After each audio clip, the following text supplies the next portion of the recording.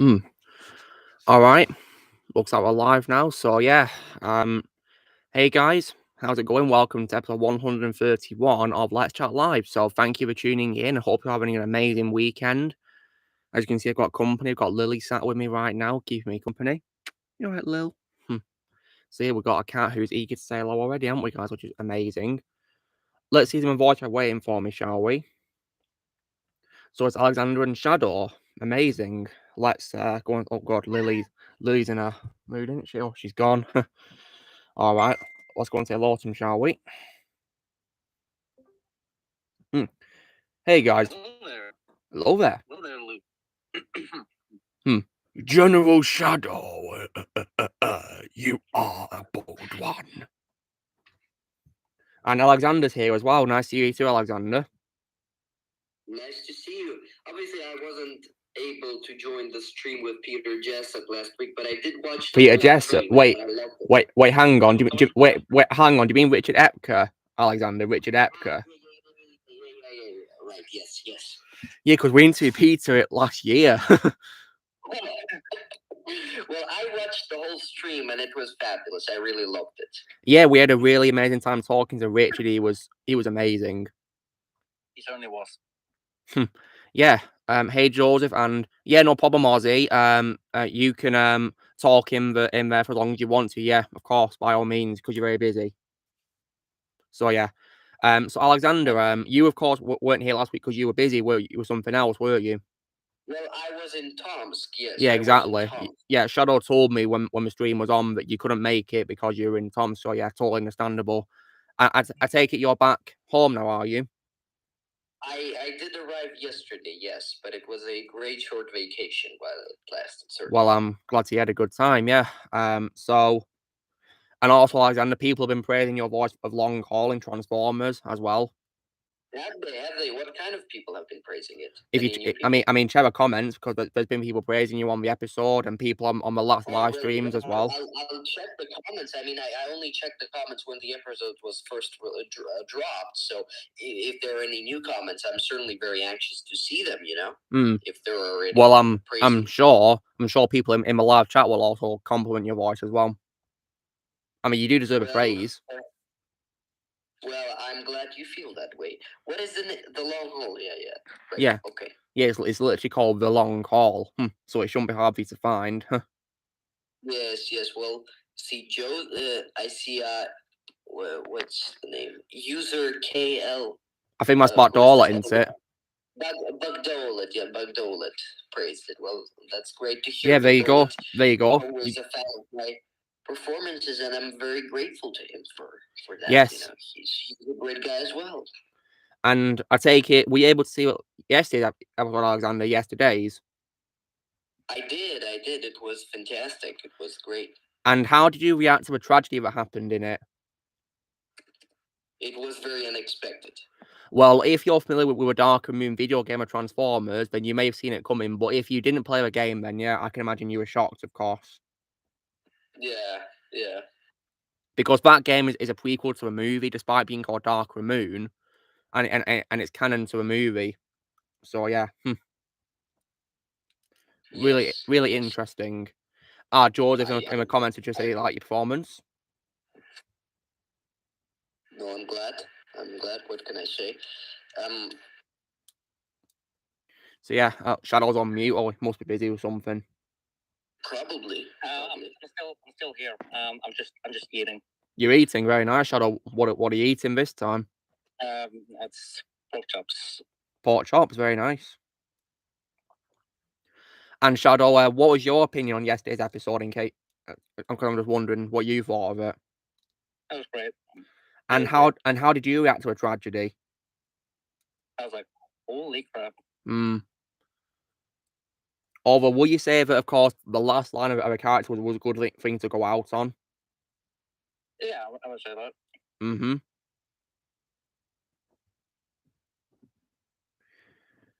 So yeah, and just so you know what, Shadow, in the next episode of the series, you'll be in for a quote which you'll be familiar with if you of course love Transformers Prime. You'll hear a familiar line from that series, which is like a running gag, basically, and that's all I can say. I think I know it. Yeah, you'll be in for a treat. That's cool, Ozzy. So I hope you enjoyed episode 2. And I also hope you guys who tuned in also saw my trash talk of Resurgence, Independence Day Resurgence, and hope you guys enjoyed that. Love every second of it. Yeah, because and also guys, you'll have to know that I sold my DD of it today. I sold it. Yay! So now I never have to watch it again, ever.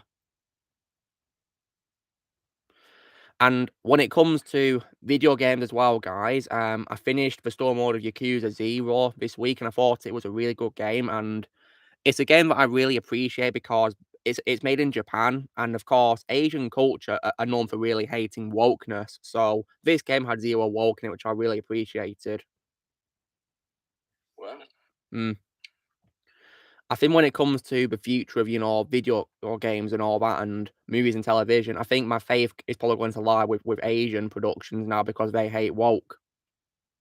For the most part, of course, because there's some, Western things I'm definitely very excited to watch, of course.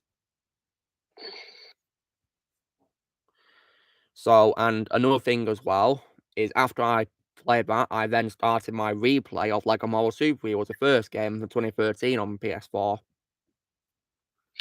I actually started playing that game today because it was very cheap. I noticed, Shadow, yeah. When you say it was cheap, did you buy it on the store? Yeah, I bought it on PS Store as well. Yeah. Nice one. Yeah. Mine's physical as part of the Lego Marvel collection with all 3 of the Marvel games, Lego. Like, it just cost me 79 kroners. Just 79. And is that cheap in kronas? Very cheap. Nice one. The original price is like 400.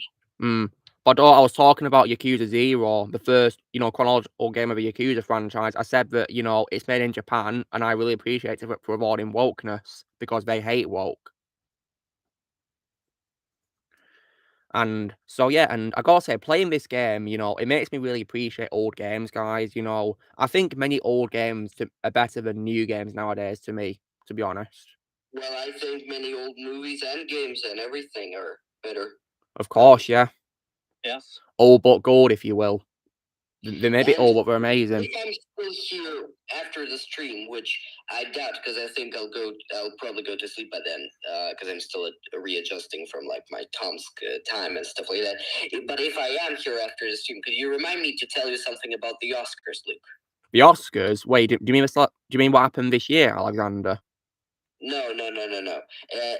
I'm not gonna say what it is. I want to say it after the stream. So if I'm here after the stream, please remind me to tell you. Well, of course, yeah. By all means, tell me. Yes. I mean, if it's going to be about the Will Smith thing, then guys, I've forgiven him. So yeah. No. It has nothing to do with Will Smith at all, actually. Yeah, because if anyone's going to ask me about that, I've forgiven Will. Okay, I moved on from that stuff. Okay. And me too. Because when it comes to people who lose respect from others, I don't lose that much respect for certain people. If it depends on what we do, really. If it's just a slap, then like, what's the big deal? It's only a slap. But I'll tell you who I have lost respect for. That's Jada Pinkett Smith for abusing him. Yeah, I'm not really a fan of her, to be honest. And also, guys, I've not watched her podcast show. I'm not interested. So yeah. And also, she lost even more on my respect because of the Cleopatra show on Netflix. Wait, what did you do, Shaw? Did you praise it? She's in it as Cleopatra. Wait, she plays Cleopatra. Well, I've not even kept up to date with a cast of that show, guys. So if I'm clueless on that, that's why I don't have an interest in watching it. But I didn't hear good things about it, though, guys. Well, the whole controversy is, let me explain the controversy very shortly. The whole controversy is that the show claims that Cleopatra was of a certain skin color, whereas historians, most of them, are arguing that she was a different skin color based on all the evidence we have.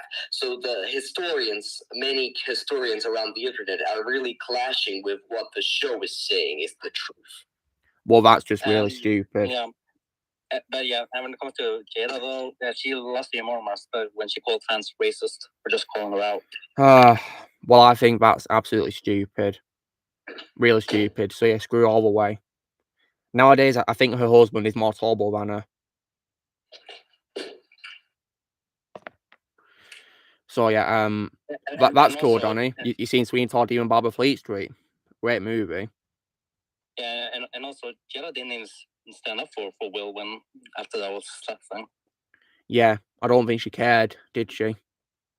Yeah, she pretty much betrayed him. I don't think she knows what love for a husband means at all, to be honest. I mean, nowadays I just call her Amber Turd 2.0. Good one. So I mean, sure, while I may not have agreed with what Will did, you know, at the Oscars, you know, it wasn't a really good thing to do. You know, it wasn't, you know, that bad of a thing compared to other bad people, is it? You know, what's a big deal? Seriously. Yes. So I still like him as an actor. I'm assuming he also applies to Vin Diesel. While I don't agree with him about, you know, the whole thing with Fast and Furious, how we're making more of those movies, and he's blaming it on Jason Momoa, I don't agree with him on that. I think it's not doing well because people don't want a 10th movie. That's my answer to why it's not doing well, because people don't want it. In my opinion, that franchise is being milked. That's what I'd say. Yeah. So yeah. I hear a lot of people making fun of that franchise and like, you know, I never watched a single one of those movies, but a lot of people now are saying that they have flying cars and the cars are flying and, you know, going there, crazy stunts, you know, the unrealistic and everything. That's what I hear. Trust me, it gets more and more unrealistic as the franchise goes on, especially in the 9th one, which was the last one I'm ever going to watch, because do you know what's bad about that one, Alexander? Cars in space. Well, actually, I thought that was like a joke. Like, well, it's real. It's real. But I thought that they are making that like to make fun of the movie's absurdity. I didn't realize that's an actual plot point. It's real. Serious. It's real. Trust me, it's real. But what does that mean? Cars in space? Like they launch a car into space? Or yes, they do. They do. They actually launch a car with 2 passengers into space. They drive cars in space. Are there actual people in those cars? Yeah, two passengers. Yeah, and they drive a car in space. Do they even have like a breathing device or like they wear suits, you know, for oxygen.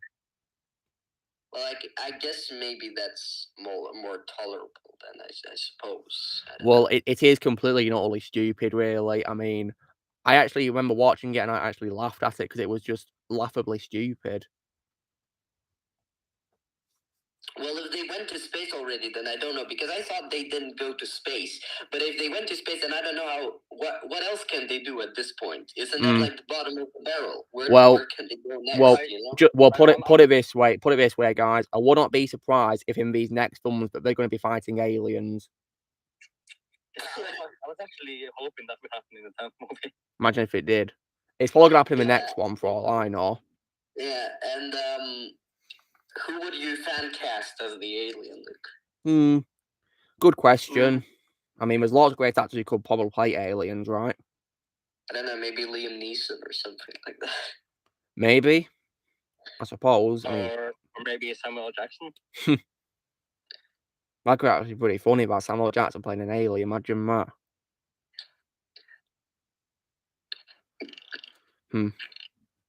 So, and Blair said he'll be late to chat because he's helping his dad find films to watch. So yeah, that's totally fine.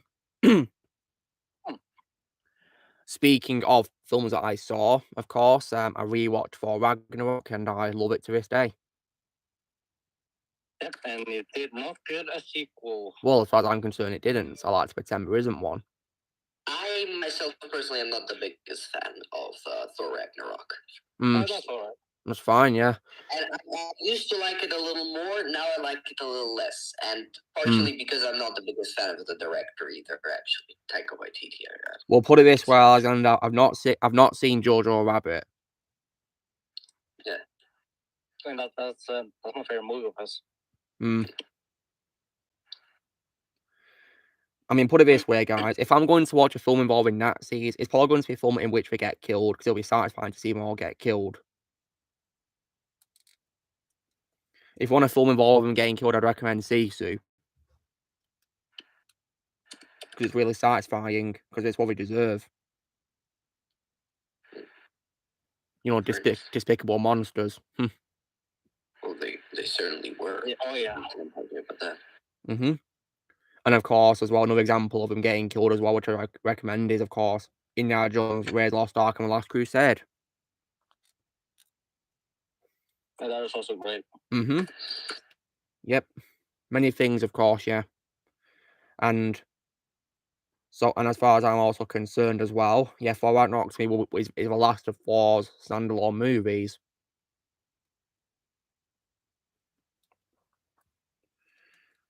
And there is no way in hell I'm ever going to watch Welcome Blunder, as I would call it. Never will see it. Well, I can certainly understand that.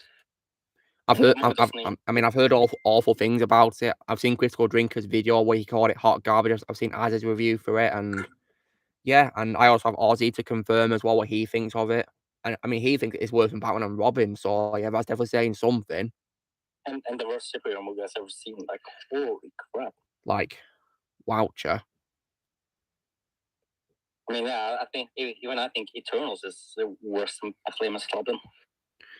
Yeah, Crap Eternals was absolutely horrible. In my opinion, the worst MCU movie of all time. Absolute trash. And one of the most boring films I've ever seen in my life as well. That too. And also as well, when it comes to watching things, I also as well watched what was it? Of course, The Call of the Wild, which was a Disney movie, I think, released in early 2020, but of course, then got released quickly to video on demand due to COVID, and I thought it was all right at best, in my opinion. Harrison Ford was the best part of it.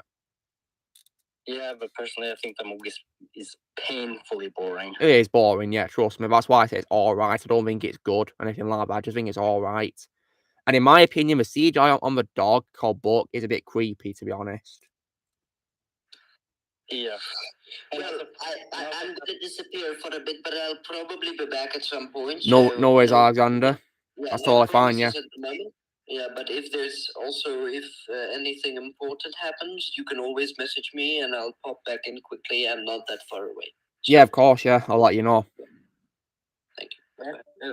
Take care, Alexander. Like, in my opinion, I think Stuart Little did the animal CGI better than this film, to be honest. And also I felt like Harrison got wasted too. I mean, he didn't really appear much in the first half of the film. He was just narrating. And I think Karen Gillan also was underused too, as well. And one other offender for me was also the inclusion of animal cruelty as well. That really broke my heart. However, on a more positive note, though, I did also watch a Netflix original film, which was a zombie film called #Alive. And that was an absolute masterpiece. It was Korean as well, so as expected, no wokeness, just a full-on zombie apocalypse movie. And it was phenomenal. Nice. So if you guys want to watch it, it's a Netflix original, I'd recommend it strongly. Especially if you guys also like Squid Game, so I'd recommend it, because it's Korean. Yeah. I mean, Shadow, you have seen Squid Game, of course, so yeah, you'll probably like Alive. And I do of course love Train to Busan. It's another great Korean zombie film. I'm actually watching that next week as well. At some point. Love it. Yeah, but first of all, tomorrow I'll be rewatching Hunchback of Notre Dame. Because unfortunately, as well, this week I'll be checking out its sequel, so I can include the first film in movie didn't need a sequel. Crap. Because I have heard bad things about this sequel, so I think there's no doubt in my mind it's going to be included in the series. However, yesterday though was pretty fun because I found the idiot on why Enola Holmes 2 deserves a sequel. Oh, it does. I'd love to be a trilogy. And last week I also managed to finish Naked Gun trilogy. Oh yes, and Shadow, how did you react to a cameo that I told you about? Was great. I'm talking about, James Earl Jones. Yeah, I love that. Yeah, it was pretty cool that he appeared in that, and I think the ending was also really hilarious as well, and also pretty satisfying as well. I didn't see any sequel setups. I think it was a perfect ending to a perfect trilogy. And I say satisfying too because you've got Leslie Nielsen chasing the disgrace, which is O.J. Simpson. So yeah, it's very satisfying. This was obviously before his fall of grace, wasn't it? Before he was exposed, and of course, so yeah. Yeah.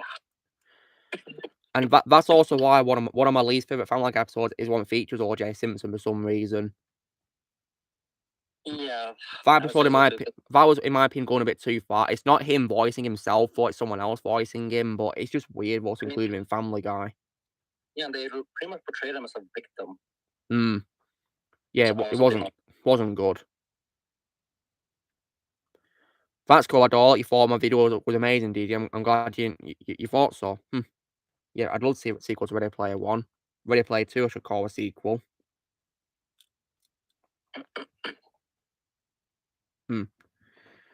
And hey, Connor. Hey, Declan. That's not yours. I hope you have a good one in Ireland. Yeah, and Ozzy. I see Ozzy as seeing the Alien movies. So yeah, and of course, when we say finish Alien movies, you're talking about all of the first two films, aren't you, Ozzy? So yeah, nice one. Best thing to do for your own sake. Yeah, because Alien 3 garbage, Beyond garbage, Alien Resurrection decently fine, I guess. And screw Prometheus and Covenant all the way.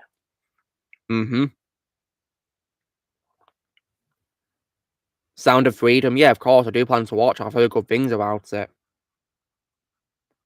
And plus, I think all this like criticism towards the movie is just absolutely stupid, in my opinion. It's disgusting, that's what it is, and everything Hollywood is doing horrible. now. But you know what? I'm really happy there's a strike happening. It's the best thing that's happening now. To be honest, I'm very satisfied about that.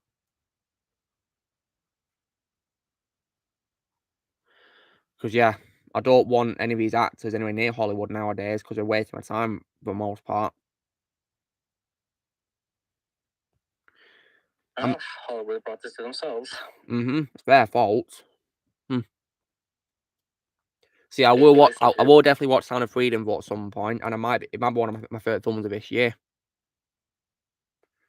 And of course, when it comes to earning respect, however, guys, one actor did also earn my respect when he admitted that he was scared of Hollywood, and that, of course, was Tom Holland. So yeah, thank you, Tom, for speaking the truth. Oh yeah. Because, like, honestly, what is good about Hollywood nowadays? Seriously. Let me think about that for a second. Nothing. Yeah, good answer. Speaking the truth.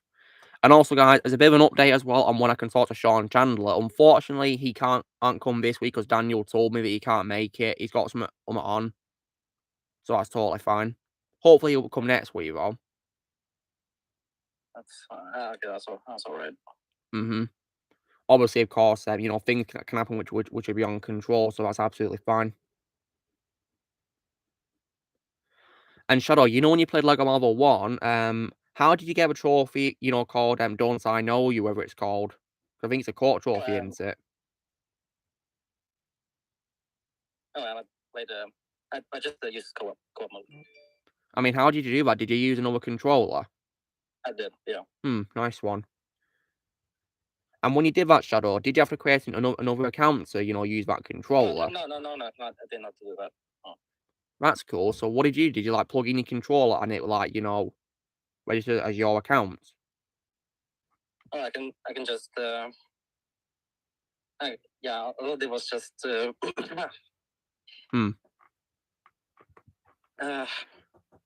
plug in as like a guest, and I didn't have to sign in. Okay, that's cool. So you can do it as a guest. Brilliant. Well, the good news is that I can actually use my PS Vita as a second controller, so I'll be sure to do what you did, Shadow.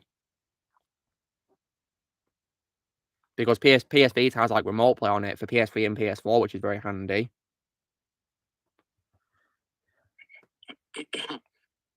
It is annoying, but how that's a co-op trophy, you can't do it in single player. Like, you know, like, I mean, the best opportunity to get that trophy is when you finish the level called Redhead Detention. Because you get to play as Cap and Human Torch after that mission's over. You know, the Empire State Building one. And as you may have guessed, Shadow, that title of that mission's a parody of Red Dead Redemption. I know. Like, just brilliant reference right there. And also do love how Human Torch mentions the references to Mario. Yeah, there's lots of good references in the game. Lots of them. And in the next mission, when you go to Asgard, when you're going through the tunnel, you can actually see a police box. And I know that's reference to Doctor Who. Because it's for TARDIS. Yeah. Pretty cool. Yeah, I hope so too, $1. I mean, isn't the game completed, Spider-Man 2? Isn't it completed? Because if it's completed, then surely it can't be affected, right? Why don't they just release it now? Yeah, give me that game already, please. Blaze is here, nice. And Don. And Don's here too. Wow, they came at the same time. That's pretty cool. So it's a greeting. Welcome to both of you. Welcome. Yeah, welcome. Nice. Yeah, nice to have you both here. Yeah, you're not wrong, Declan, at all. I might actually see if there's any good Bollywood films I might check out one day. Yeah, see if there's any good Bollywood films, because, yeah, I can probably guess they're better than Hollywood. What's the temperature over there, Luke, for you? It's fine for me, Blaze. It's not hot or cold. It's neutral for me. Why? Here it's like 36 degrees right now. It's actually 30 now, thankfully. So I was literally dying of heat here. Well, have you got aircon or a fan, Blaze? Yeah, I had the fan on the whole day. Good, use it. Yeah, I'm a fan on. Tomorrow it'll be raining, so I wouldn't have to use it tomorrow. Good. And by the way, Blaze, you know how you told me earlier that you've got to use another account to, you do remote play co-op on PS4 with a Vita? Yeah. You can just log in as a guest. Because Shadows has just told me now that you can do it as a guest, basically. So that's pretty handy, isn't it? Oh, yeah. that's how I was able to play with Shadow, Lego Skywalker Saga. Well, Connor, I have no idea what stage we're at with completing Beyond the Spider-Verse. I think they may have probably worked on it back-to-back with Across the Spider-Verse. I have no idea. They usually do it back-to-back with these back-to-back sequels, don't they? So, which are two-parters. So we'll probably have done it with Beyond the Spider-Verse. But I have no idea what stage it's at. When I was playing with Shadow, the first thing we did is we killed Reaver. Well, that's pretty satisfying. Oh, yeah. Oh, yeah, and Luke, speaking of Skywalker Saga, do you remember the clone glitch that happened during launch? Yeah, I heard apparently it's back for some reason. Yeah, it did. And it's like an official thing now, isn't it? So yeah, how cool is that? They actually made a glitch official. And also TT Games are more respectful because they listen to the fans. Yeah, look, yeah, you can't go on TT Games. They're awesome, amazing company. So yeah, when it comes to Beyond the Spider-Verse, according to a release date, it's still going to be March next year. So yeah, Just give me that movie now, come on. Yeah, I'm very excited for it. I'm beyond hyped, if you will. I'm actually nearly done with Across the Spider-Verse, actually. And have you found it so far, Blaze? Oh, amazing. Yeah, spectacular. I was actually surprised with the cameos in there. Yeah, there's lots of really awesome cameos. Awesome cameos. Imagine if Beyond the Spider-Verse has lots of more. That'd be really awesome. One cameo I definitely want is Toby and Andrew. Yeah, I'd love to see that. A proper appearance from them.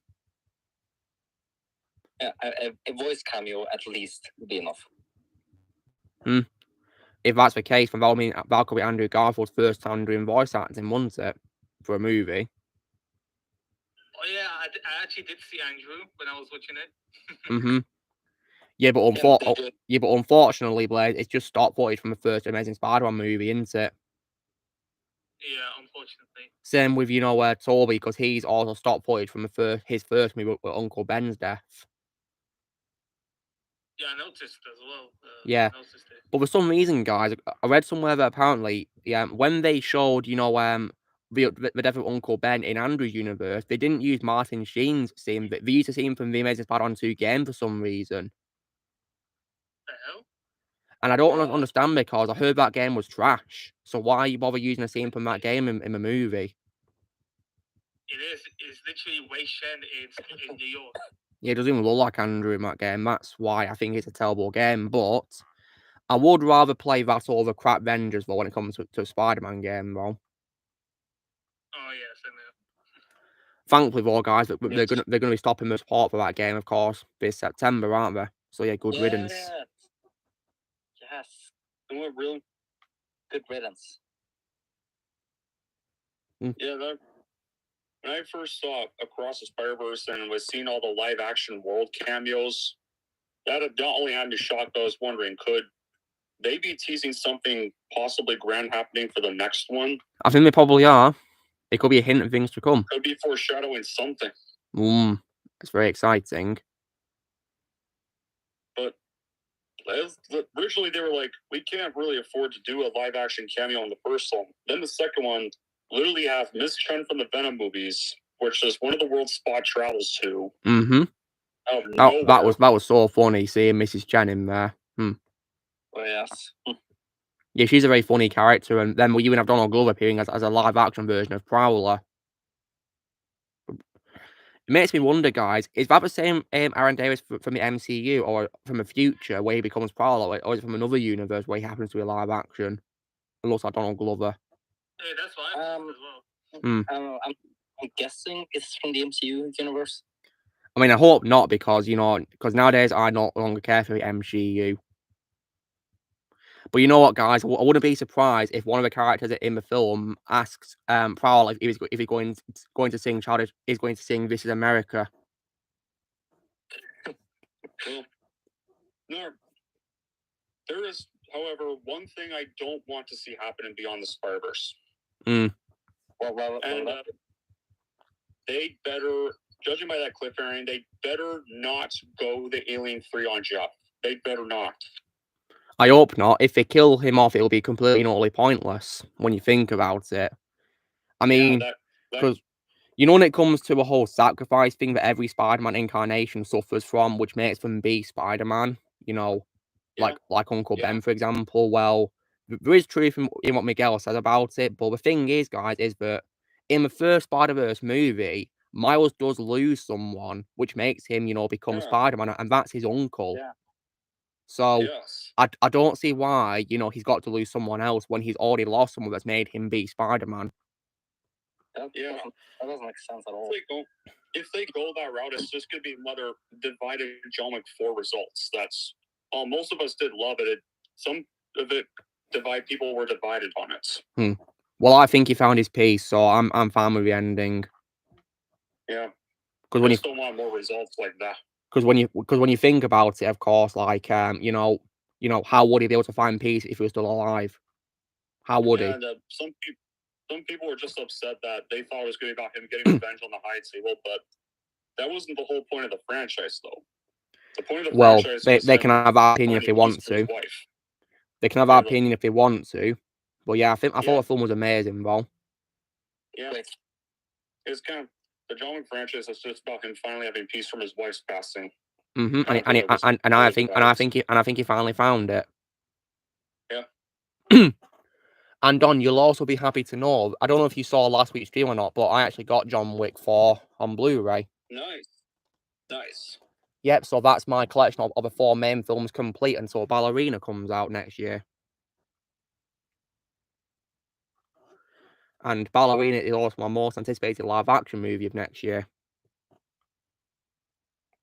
Yeah. I don't really have... Hey, Luke, did you see what I sent you? No, Blaze. Anticipated one for next year. Yeah, live-action Ballerina, and animation-wise would be Beyond the Spider-Verse for next year. My most anticipated animated movie. And if I were to say my second most anticipated movie next year, never mind. We can say just say it, Shadow. Just say it. Should I just say a movie? Come on. When does the Batman 2 release again? Well, I don't know. Oh, if it's next. I mean, it could be affected by a strike for all I know.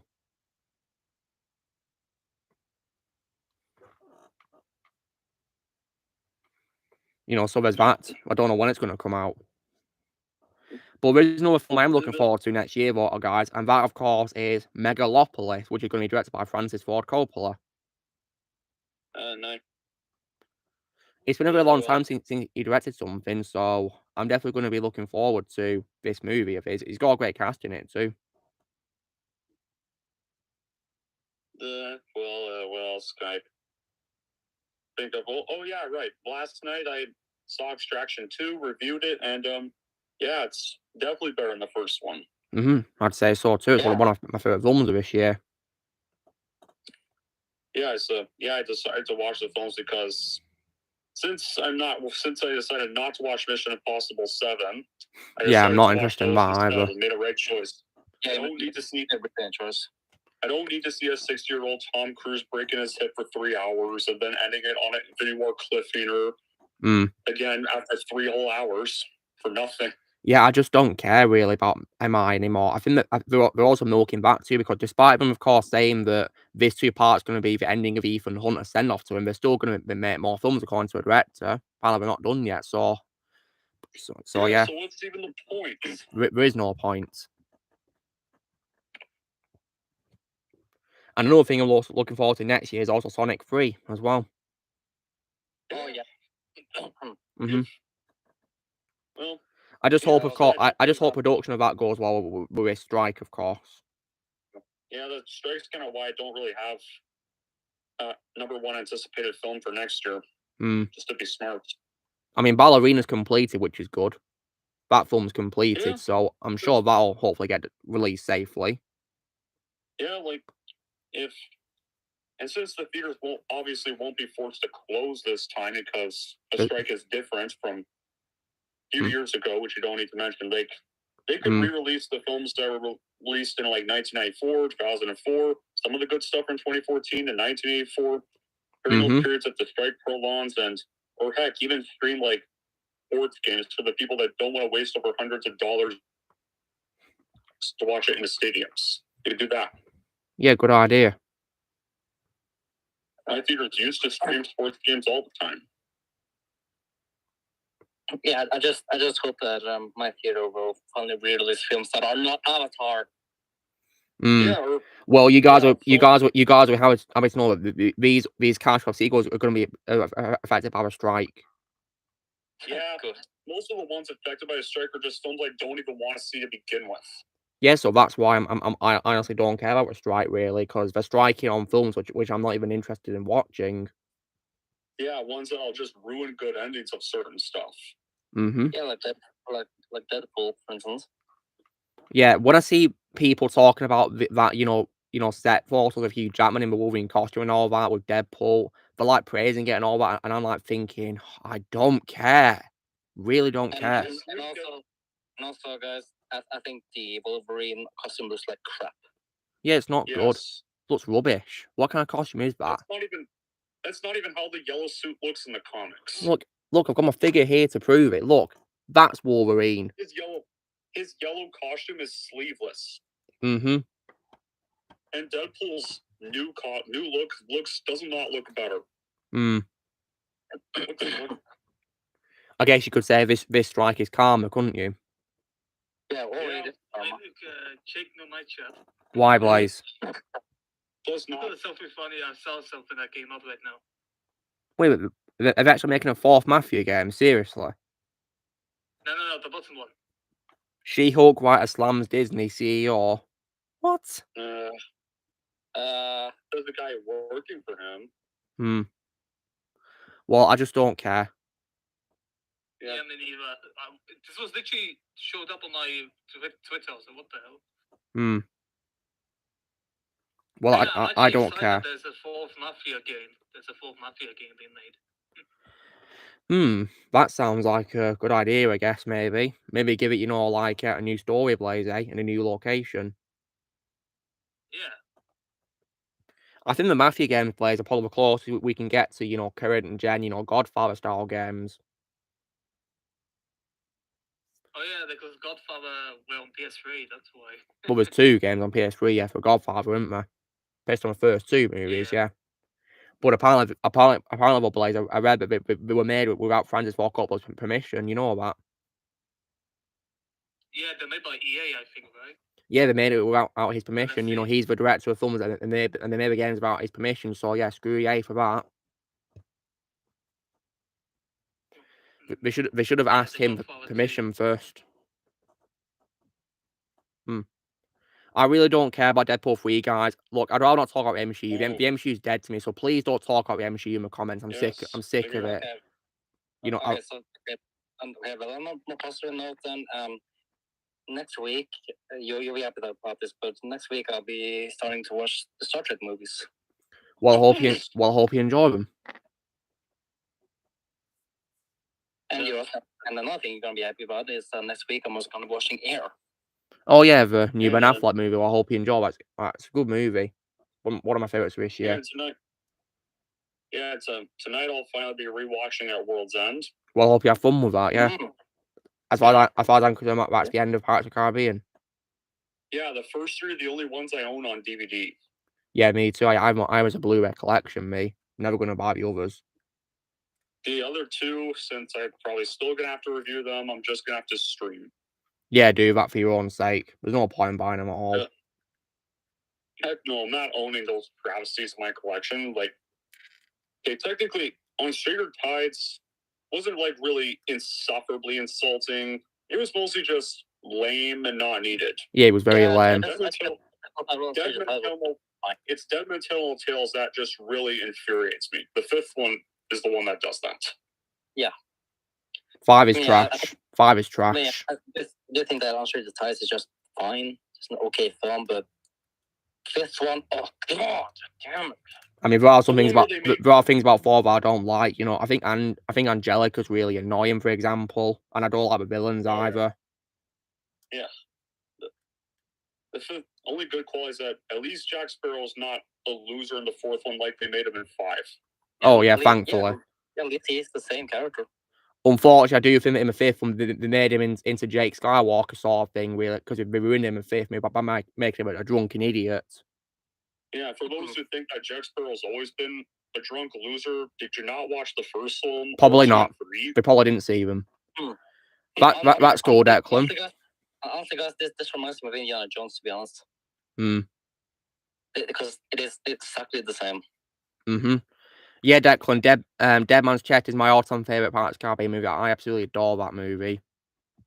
Yeah. It's one of my favorite sequels of all time.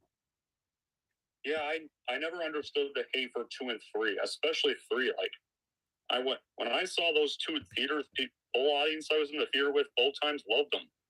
Well, that's great. Yeah, with a cheering, Don. Just about everyone, just about most of the people I knew back then loved it. Well, yeah, I can see why we loved it. It's a great 2 movies. You know, the trilogy is amazing. It's a timeless trilogy, and I think I've also got to give lots of high praise to the visual effects department for that trilogy. Like, can you guys believe that CGI is from the early 2000s, and it looks better than CGI nowadays? Yeah, I don't care what Doug Walker says about the 3rd one. The 3rd one sucks because it's too serious. So what? I like it being serious. Doesn't all fun franchises have to go there at some point? When you're wrapping up their story, you kind of have to go that route. Let's also not forget, though, the 2nd and 3rd films introduced one of the greatest cinematic villains of all time, Davy Jones. And like, holy crap, the CGI was fantastic. The CGI was absolutely amazing. Better than today's CGI. I think if David Jones was introduced in this decade, he'd look a bit like Potato Dog from Ant-Man 3. Potato Dog. Hello, I'm Potato Dog. But speaking of MODOK, though, guys, I did encounter his boss fight in LEGO Marvel Superheroes today, and even in that LEGO game, he's better than he is in Ant-Man 3.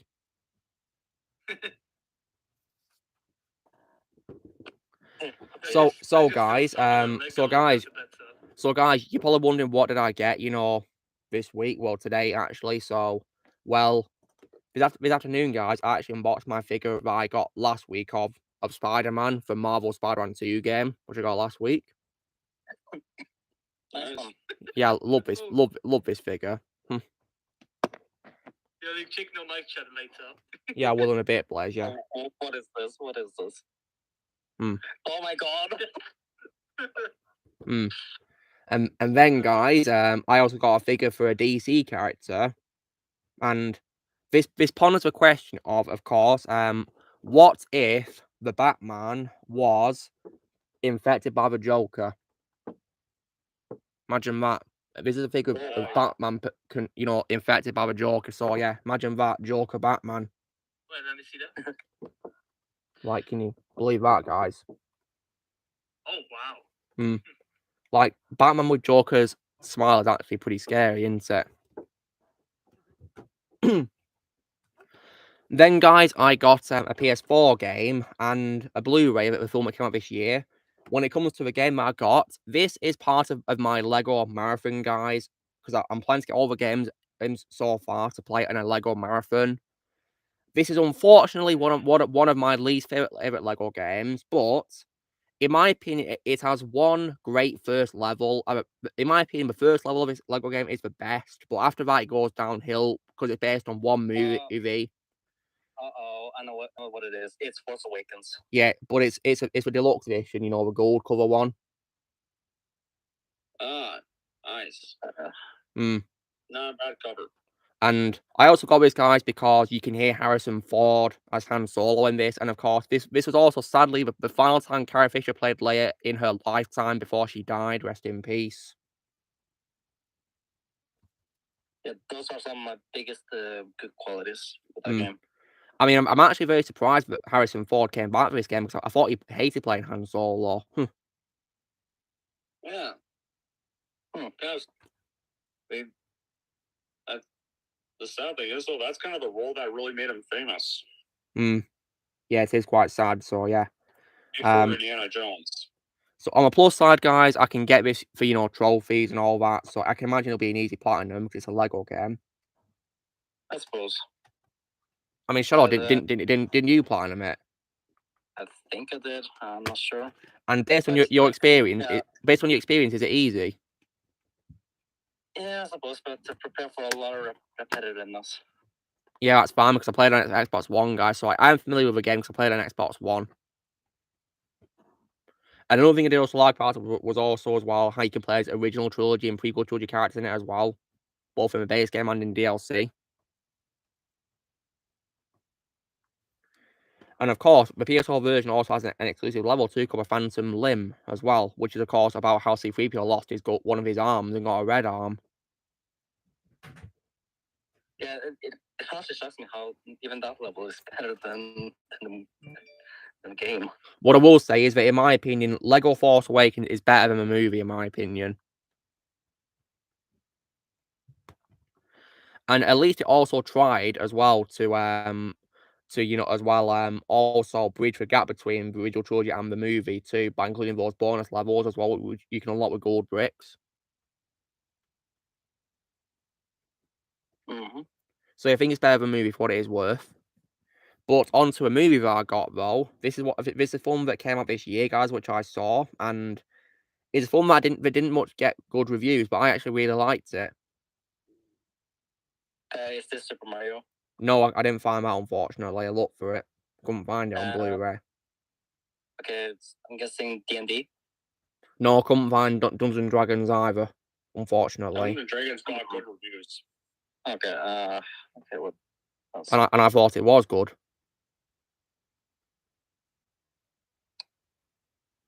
I've already got Shazam 2, Connor. I got that a couple of months ago, actually. Is it a horror film? Well, basically, guys, think of it as Jurassic Park in space. Oh, 65. Yeah, 65, yeah. Starring Adam Driver, and it's written by Simply A Quiet Place. Yeah, I thought it was actually decently good. I loved it when I saw it. I loved it. I thought it was... Yeah, nice. Hey, Vermond. Oh, Blaze left. Blaze left, huh? Yeah, I actually loved 65, guys. Adam Driver was also great in it. Much better than he was as Kylo Ren, in my opinion. Or as I would call him, Krylo Ren. Kylo Ren. Because he was an absolute wimp, of course. Yeah, screw Kylo. Execute Order 65. So Amond, if you wondering what I got this week, as you saw, then I got the movie from this year called 65, and as part of my Lego marathon, I did also as well get Lego Force Awakens on PS4, the deluxe version of it with a gold cover. Okay. This is part of my Lego marathon. So yeah. Oh dear, Blaze had Wi-Fi issues. Well, that sucks. Poor Blaze. Oh no. And now after doing that unboxing, guys, I've got some chocolates. I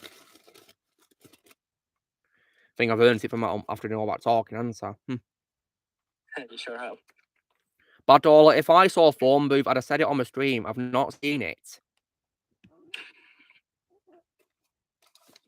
Because whenever I saw the streams, I talk about what I've watched.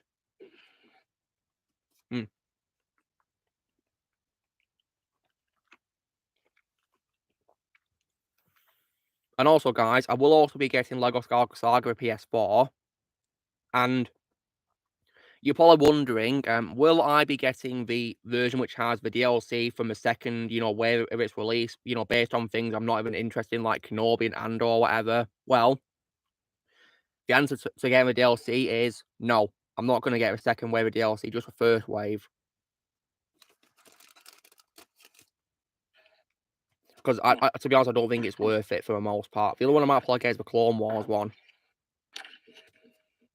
Because that one looks good.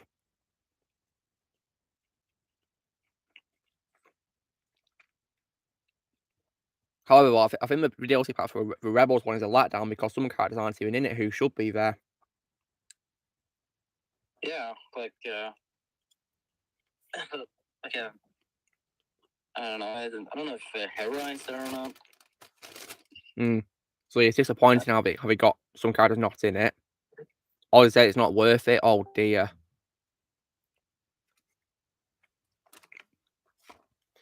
Well, now I'm not sure if I want to get any of that Wave 2 DLC. But yeah, it's not worth it. But yeah, I think the summer vacation DLC is the absolute worst one. I mean, it's based on, of course, like one of those Disney Plus specials, isn't it? So I didn't even see that. So yeah, I'm not interested in getting that. I mean, it's basically just a reskin of all the characters. What's the point? Seriously. See you, Declan. Oh, hey, Daniel. Daniel's here. Hey, Daniel. Hey guys, how's it going? Good, thank you, Daniel. I was just showing to everyone that I got the movie 65 on Blu-ray this year. 65. Oh, speaking of that, you guys want to see what I got on Blu-ray? Of course, yeah, show us. I got all 3 of these things yesterday, which was pretty cool. Let me just I need to turn on my camera really quick. All right. You guys can see me, right? Yeah, I can see you. Yeah, I can see you. All right. I'm going to start off with the single, and then I'm going to go to my double feature and then my triple feature. So, yesterday while I was at my store, I found something that caught my eye, not just because of the cast, but also because of its legacy. And so I got the movie Savages from 2012. Don't think I've seen that. I have seen it. It's all right. Yeah, I am curious though. I got the unrated edition, and it was really cheap. In case you guys are wondering, it stars Taylor Kitsch, Blake Lively, Aaron Taylor Johnson, John Travolta, Benicio del Toro, and Salma Hayek. The one I will yeah, it's all right. Hayek's performance was actually the best thing I liked about that film, to be honest. So yeah, that was Savages, and then I got a double feature. One of them I actually watched for the first time only yesterday, as soon as I got home, and one of them that I've seen bits and pieces of like 3 or 4 times. I got a double feature of Vertical Limit and Stealth. Don't think I've seen those. I've heard Stealth is one of the biggest box office bombs of all time. That's because you were right, Don. Which is a shame because it stars Josh Lucas, Jessica Biel, and Jamie Foxx. All 3, I think, are fantastic actors. Well, I would definitely check the movie out for Jamie.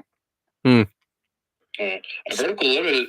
This shocked me. This is actually directed by the same guy who did GoldenEye, The Mask of Zorro, Casino Royale. Martin Campbell. It's directed by Martin Campbell, which shocked me. Well, I think because of those films, you said he's a good director. So I'd definitely see what he's done with the cast he's assembled. And speaking of Jamie Foxx, guys, I also have some good news because on Twitter, someone posted a video of Jamie Foxx on a vehicle driving around. So it looks like he's doing better. Yeah, that's good to hear. I saw that and I freaking loved it. Yeah. Love seeing it. I'm so glad he's doing better. And so, yeah. And I'll also be checking out on Netflix that film coming out called They Clone Tyrone. I'm watching it for Jamie. Me too. Yeah, I'll be sure to check it out when I get the chance. Netflix movie. It is a Netflix film coming out soon, yeah. Oh, nice. I will check it out as well. You guys ready for the final one? Of course, yeah. Yeah.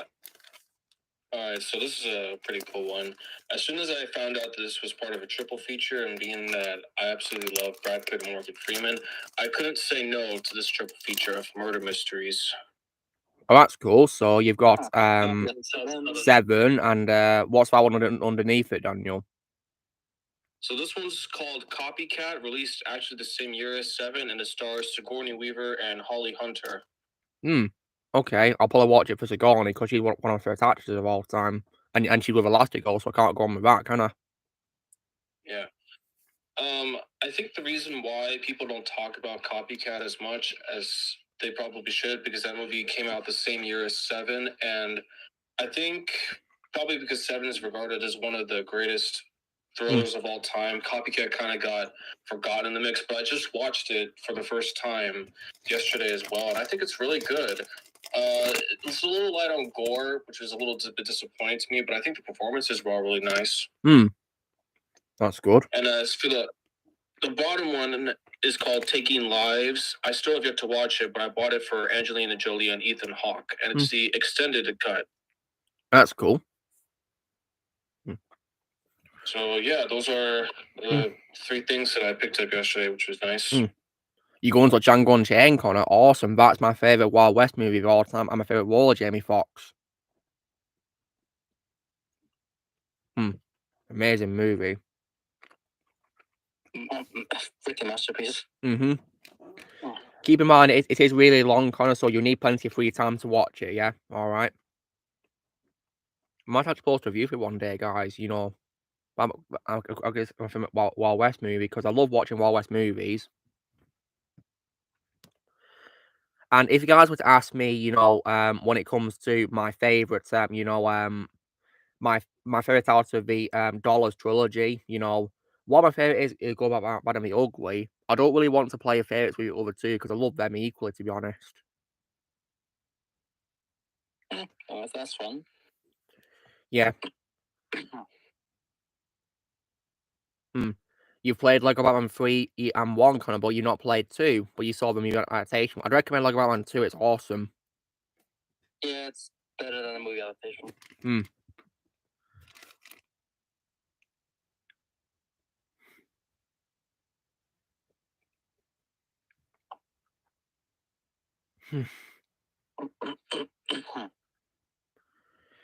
That's cool, Ozzy. We'll be playing it on PC. Yeah, so Connor, if you have a PC, it's on that, but it's also backwards compatible on Xbox One, and it's also on PS3 as well. The console version of it, of course.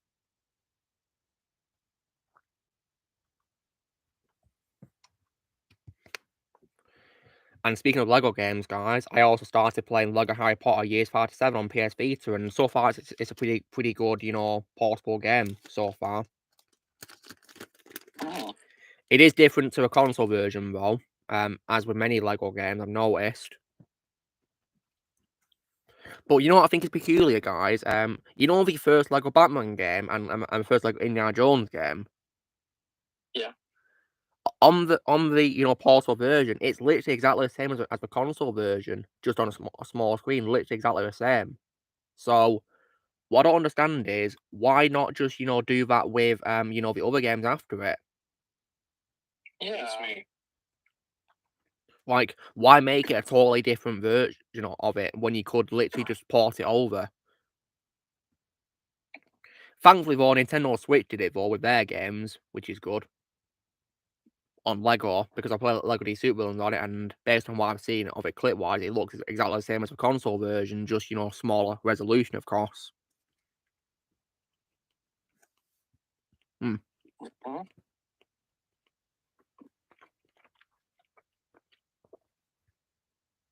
Take care, Connor. Hope you enjoy Django Unchained when you see it, of course, when you have time to. I hope you have fun, man.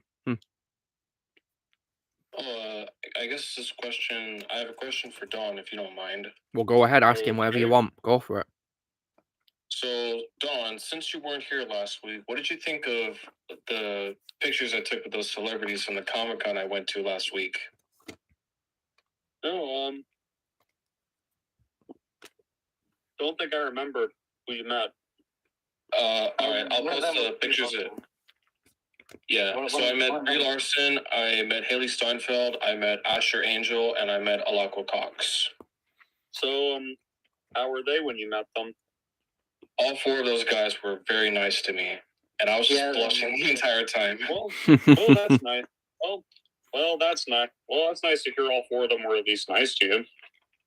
Yeah, and Tom, did you hear what Brie Larson said about Luke's channel?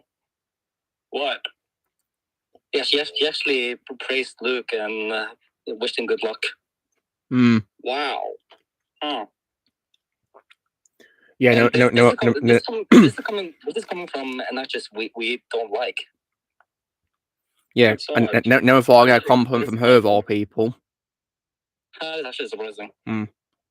And for that, she earned a bit of my respect. Yeah. And also Don, because of that, I'm gonna be checking out room soon.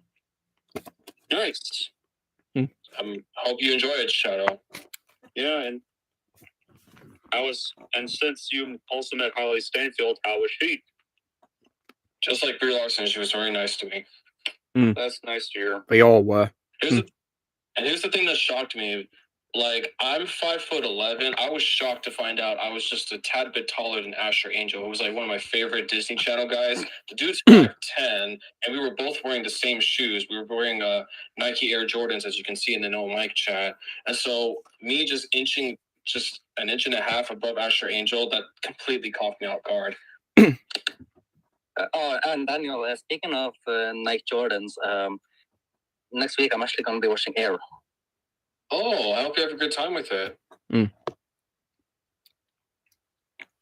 Oh, by the way, Dawn, in case I didn't mention this already, the other celebrities who were at the Comic-Con I went to were Andrew Garfield, Katie Sackhoff, Ming-Na Wen, Chuck, the guy who played High Evolutionary from Guardians 3. He was also in Peacemaker Season 1 and had a small role in John Wick Chapter 2. And you also had Elizabeth Olsen there. You also had a little Game of Thrones reunion with Emilia Clarke and Kit Harington.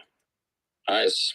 I remember when Ming-Na Wen was at last year's 2022's Fan Expo, and it was like I didn't really meet her in person or go ask the Q&A event. She was at that one, but I did briefly meet her. She was kind of passing by when I was in line for the William Shatner autographs, and she actually did wave hello to us who were in line, or said hello to us who were in line. So I really like that. So. How nice, but she acknowledged people in line.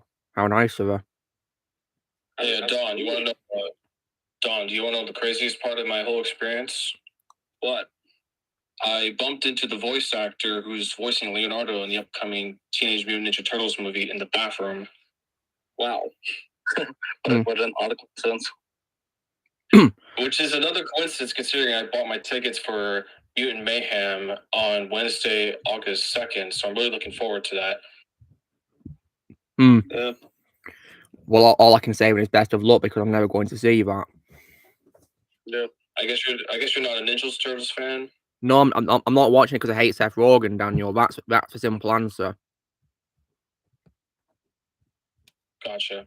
And also they're trying to profit out of Spider-Verse. Are we now? Well, I'm not. Well, I mean, basically, we're using the same animation style and all that. Spider-Verse animation should stay in Spider-Verse. It shouldn't be reused. Yeah, I mean, I agree with what you guys are saying, but in all honesty, I'll take the new Ninja Turtles movie over that Elemental animation. I just didn't like it. That gives me no reason why I'm so glad I never will see Elemental. Well, I'm happy I'm done with Pixar. Even more. Well, I will. What about Elemental? Sorry, I couldn't hear. Apparently, the Spider-Verse animation is better than Elemental animation for some reason. Yeah. But you know what? I'm not surprised because well, I'm not surprised because in my opinion, Pixar's dead. Elemental's gonna be the last Pixar film Pixar is beyond that to me. Elemental's gonna be the last Pixar film I'll watch, but not till it hits streaming. And also, guys, I'm only going to be watching Dog Days. You know, that Up, TV show sequel thing. I'm only going to be watching that on Ed Asner's birthday. Yeah, like you definitely love that. You definitely love it. That is the closest thing to a great Up sequel. Yeah, I know there's some. Yeah, I know there's an Up short that plays for Elemental, but I'd rather wait to watch that on YouTube, so I can just watch the shorts. And also, guys, I'm not going to be watching that thing about Carl getting a new love interest because I think that's completely and utterly stupid. Because as far as I'm concerned, his one true love is Ellie, just her. Yeah, I think that's another reason why I refused to watch Elemental. Because as soon as I found out that was going to be playing before Elemental, that kind of made me cringe. Because come on, man, Ellie is your one true love. Don't go on another date. Yeah, exactly. It's stupid. The message entire trip to Paradise Falls completely pointless. It's very stupid. Because he did all of that for her. Yeah. Yeah. Yeah, that's true love. True love, flying your house on balloons to a waterfall. It's true love. And of course, getting chased by dogs. And a fellow adventurer, of course, who turns out to be, of course, the villain of the story, who you once admired when you were a kid. And of course, rest in peace to a great Christopher Plummer who played him, Charles Muntz. Yeah, rest in peace to him. Is it okay if I say something really quick? Well, say whatever you want, Daniel. So, obviously, I am in full agreement with you guys about the whole, Seth Rogen thing. Here's where I'm coming from. I will be going into Mutant Mayhem the same way that I'm going into the Super Mario Brothers movie, to where I know he's voicing one of the characters, but I know he's only a side character. And more importantly, I just found out that for Mutant Mayhem, he's going to have less lines in his lines in Donkey Kong, and the movie's more so going to focus on Giancarlo Esposito, Ice Cube, as well as all of the other guys for the Ninja Turtles cast. And as soon as I found out that he wasn't going to have that big of a voice role for it, I think I felt a little bit more comfortable watching the movie, just like with Super Mario Brothers. Well, the reason why I'm just not excited for this one is because I don't really like the idea of the turtles sounding too young, going backwards in age, which I can agree with some people on about that one. Yeah, I think it's my only concern. I'm not sure how I'm going to feel about the voice actors, but being that I literally bumped into one of them at the Comic-Con last week, I don't know, it kind of made me a little excited, to be completely honest. And of course, as well, when it comes to I'll be watching Dog Days, guys, on Ed Asner's birthday. Oh, by the way, I forgot to tell you guys. So as far as, because you guys know, I will be doing a double feature of Barbie and Oppenheimer. So here's how this is going to work. So Thursday night at 3:00 California time PM, I will be walking into Barbie, and then right around 6:00, I will be doing the Oppenheimer thing. And the reason for that is because Barbie, as far as I know, is 1 hour 46 minutes, and Oppenheimer is precisely 3 hours. And so I want to get it all done on one Thursday night. And I'll be sure to keep you guys posted on what my thoughts are on both movies for Thursday. Nice one. Hey, Liv, nice to see you here. And also, as well, guys, when it comes as well to my future things I'll be doing, when I've done the Hound series, I will be taking a break from it. After I've finished completing the series, editing it and whatever, I'll be taking a break. But I will be making another series after after it, and I'll also be co-writing the series with Blade as well, co-writing it with him, and it's going to be probably the biggest show I'm ever going to do, ever, with the biggest cast as well, and so if you're wondering how it will go, I mean, the first teaser would probably be something like this, you know, like, we have lived on Earth for many years now, but the story you have not been told is what happened on our home world. Cybertron, a Transformers story, coming soon. Mm. So yeah, Sounds exciting. so yeah, me and Blaze will be writing a Transformers prequel show, guys. So that'll be fun. And apparently, I guess all set on Cybertron, which is even better. Of course, this will be the first series in which there'll be 0 humans too. Oh, that's good to know. God. None. It's going to be pure Transformers.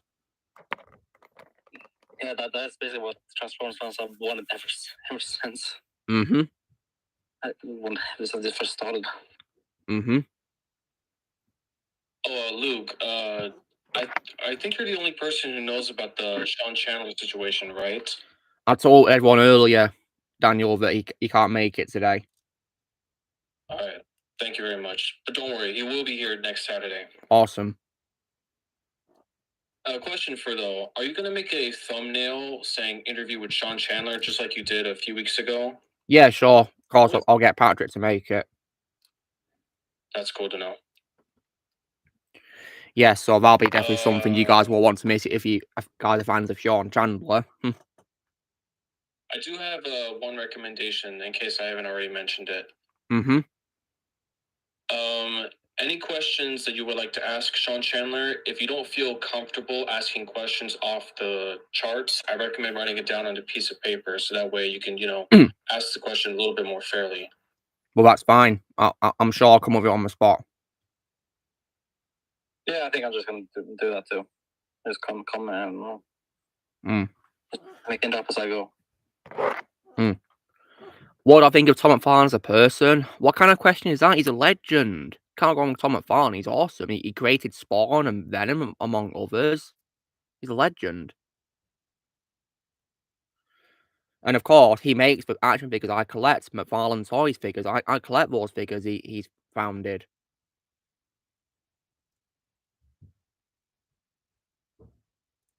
We're talking about Tom McFarlane, right? Tom McFarlane, yeah, the comic book writer, creator of Spawn and Venom, among other characters. Yeah, I think that guy is awesome. I'm still cautious as to whether or not he could direct a live-action Spawn movie, though. That has me very cautious. We'll see how it goes, especially after I hated the 90s one. Yeah, that film was horrendous. One of the worst superhero films I've ever seen in my life. The less said about that, the better. Indeed.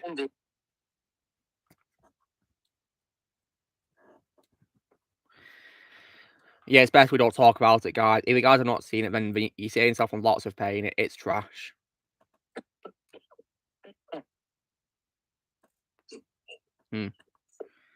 And when it comes to what I'll be watching as well this week, of course, tomorrow I'll be rewatching Hunchback of Notre Dame, so that'll be fun to go back down memory lane. And with one's back. Excellent. And of course, that was back in a time when Disney had the guts to go dark, of course. Yeah, and like when they weren't the cowardly piles of trash that they are now. I mean, the Hellfire song on YouTube not being made for kids was made back for a reason, because it's a dark song, isn't it, from a dark movie? Sung by one of the greatest Disney villains of all time. So this little piece of announcement came out of nowhere last night. Is it okay if I share with you guys the plot for the Batgirl movie that got canceled? I just don't care about it, Daniel, to be honest. I really don't care. Couldn't care less. Alright, no worries, it's all good. I mean, if you want to, you can put it with no match in case there's other people who are on the server who want to read it. Oh, gotcha. Yeah. I will say this though. I was reading the thread on Twitter, and to be honest with you, I agree with you 100%. It sounded like it was just going to be trash from the beginning. I mean, based on what Sean said, it looks like it doesn't even feel like a proper movie for some reason.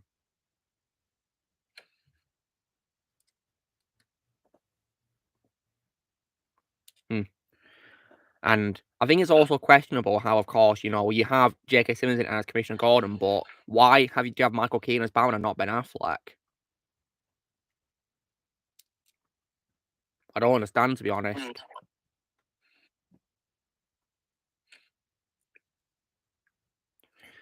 But yeah, on a more positive note, well, guys, I'll be rewatching Hunchback tomorrow, so that'll be fun. And because also, I do also plan to watch its sequel, guys, to see what it's like. Because I've heard enough bad news about it, so we'll see what I think of it. Oh, you're in for something horrendous awful. To take it. Horrendous. Something that is an absolute 0 out of 10. 0? Oh my god, 0. There's absolutely nothing with the sequel that works. And, like, it is one of the biggest disasters ever created. There's absolutely nothing that works with the Hunchback sequel. So, Lamond, would you say there's nothing good about it? Nope. Wow. Nothing. Just wow. Goodness me. There's almost nothing that happens in it. Like, Quasimodo is the only character that has anything to do. And what does he do in this film? He gets a girlfriend. That's all. That's all. It was just made for the people who are so upset that him and Esmeralda don't fall in love at the end of the movie, even though that's not the plot of the film. Yeah, that makes me wonder, did these people even watch the movie completely? The answer is probably no. We probably didn't. The plot of the first movie was supposed to be about him wanting to be accepted in the world. Exactly. Falling in love. And that's what he got at the end. That was the whole point of the first film. Not romance. Yep. You know, when it comes to these Renaissance Disney films, guys, did any of them actually get proper sequels which were released in theaters, not direct to video? No, none of them was in theaters. Damn. Only on video. Damn. I mean, so far, guys, the only one that I've liked is Lion King 2. I mean, yeah, I wish that movie were released in theater because it served it. And that's the only sequel you're going to end up liking, pretty much. Well, put it this way, Don. I hate Brother Bear and Pocahontas too, so yeah, I have no doubt in my mind I'm probably going to hate the others too, which are direct to video. Just the only ones that are worth watching are the Lion King sequels. Yeah, one day, guys, I will check out, you know, the mid-quel or prequel or sequel, you know, Lion King 1.5, though. Oh, that one is good. Yeah. That's the other one I'm talking of.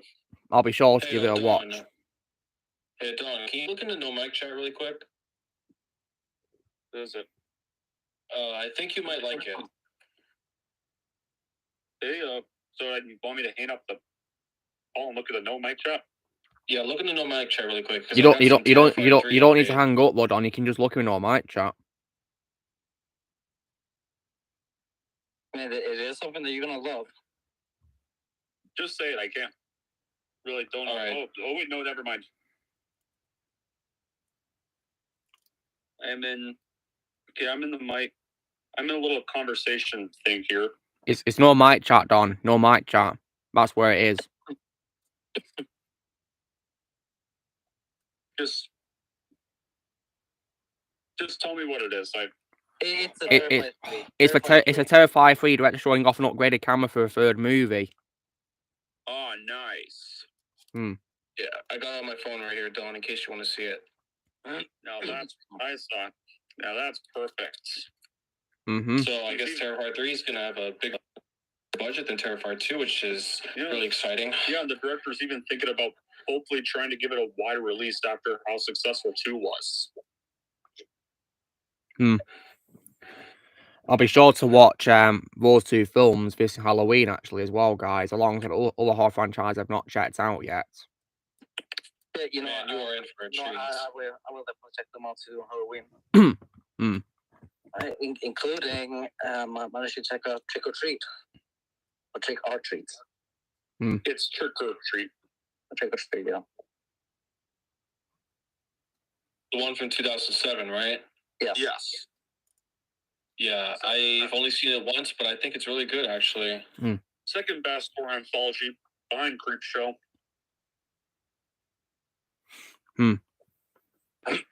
Milan I don't know, Milan maybe 2 Milan 2 is not a good sequel, but actors did the best with what we were given about Dorla. Well, I've not seen Milan 2, but I've not know good things about it.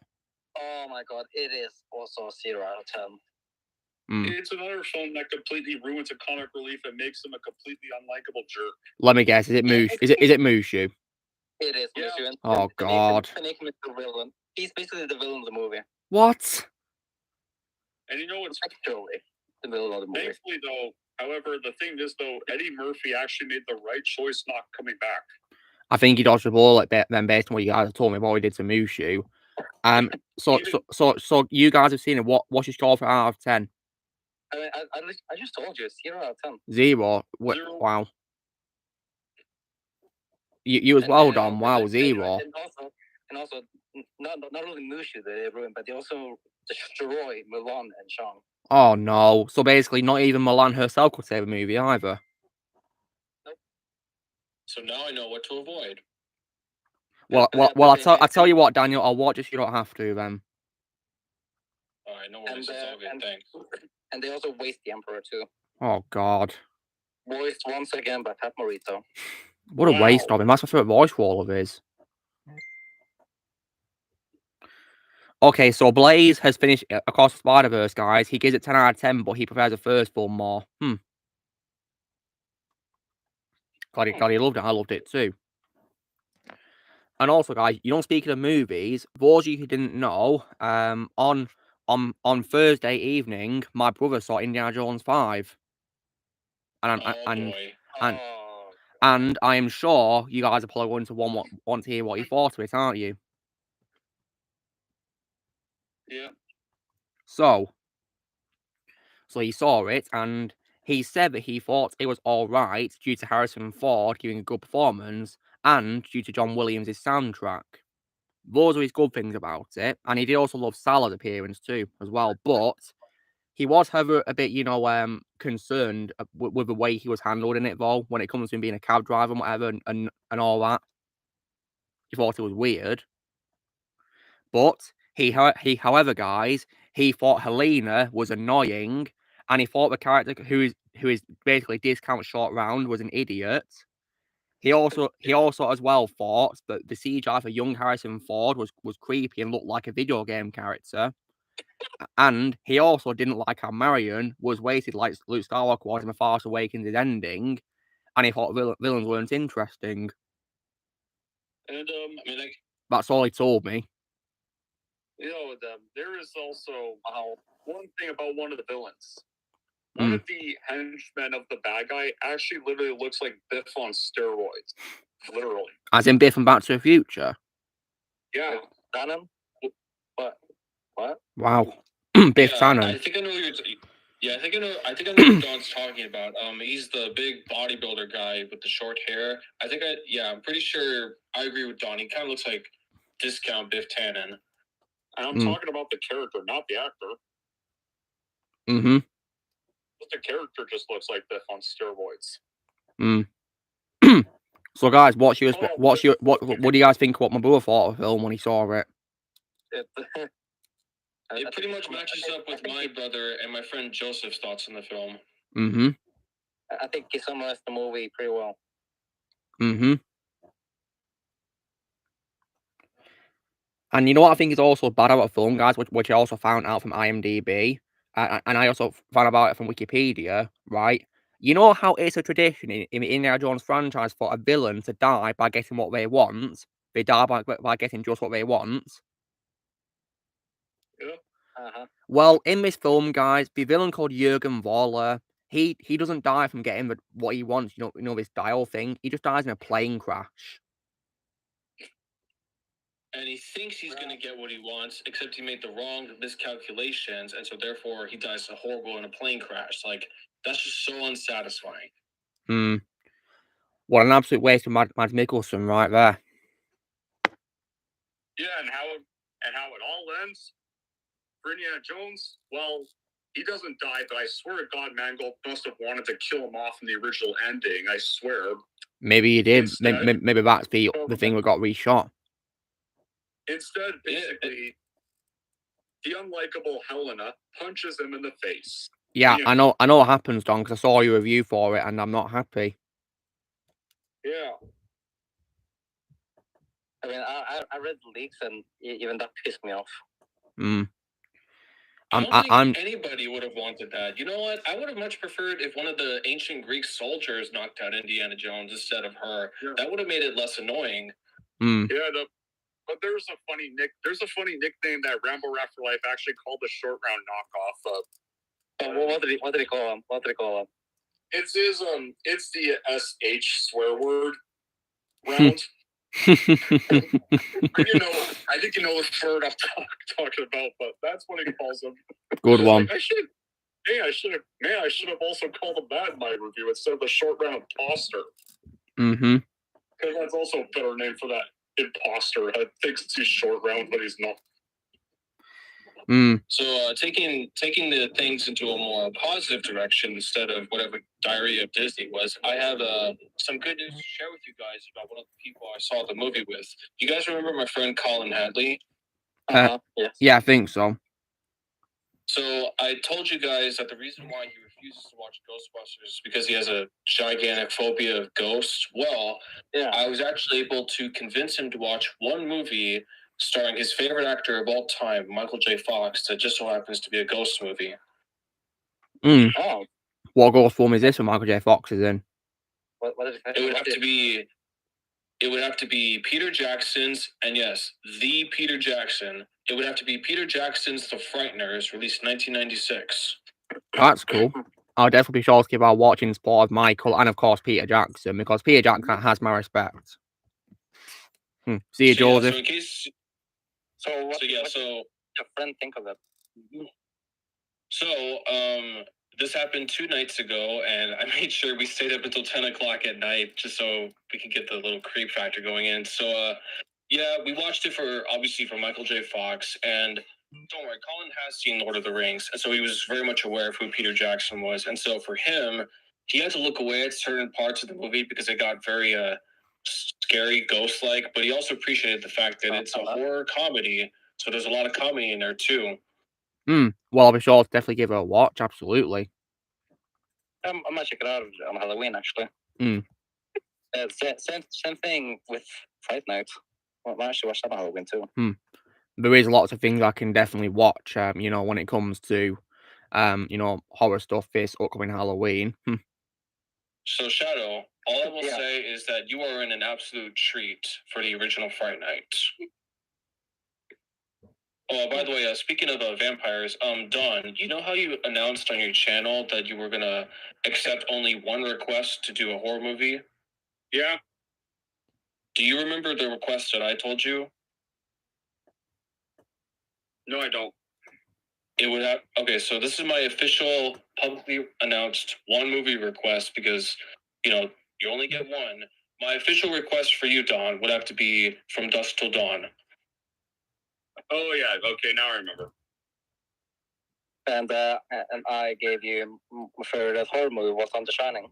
He's already reviewed that, Shadow, in a 2-part review with Dr. Sleep. Oh. Yeah, and I've already got a few locked down. Reanimator, Jacob's Ladder, Beetlejuice, Curse of Were-Rabbits. Yeah, what else can I think of? Silence of the Lambs, Shaun of the Dead, From Dusk Till Dawn.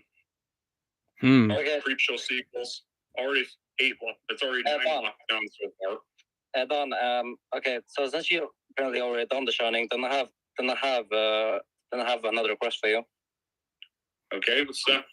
That is Bram Stoker's Dracula. If you haven't seen that already, you haven't done that already. Yeah, it makes 10. You definitely in the treat with that. It's a masterpiece horror movie. No. And also Don, you'll also love it a lot because it's by a director of your favorite movie as well, Francis Ford Coppola. Yeah, I've heard that. But this season's not going to be just reviews. This season's going to also consist of some live stream reactions to certain horror films I've already seen for this season. That's cool. So there's definitely going to be one for Terrifier 2. I've already planned out. Nice one. Oh, and By the way, actually, 11 reviews because I'm going to also be doing a rant on Paranormal Activity for this season. Yes. Mm. Yes. I've not heard good things about that franchise. Because it is garbage. It's not What scary. garbage? It's not scary. There's no likable characters, and nothing even happens. And I don't know how this movie even got a pass and got success. I don't. And it's one of those sequels that it's one of those franchises where there's nothing good about it whatsoever. Wow.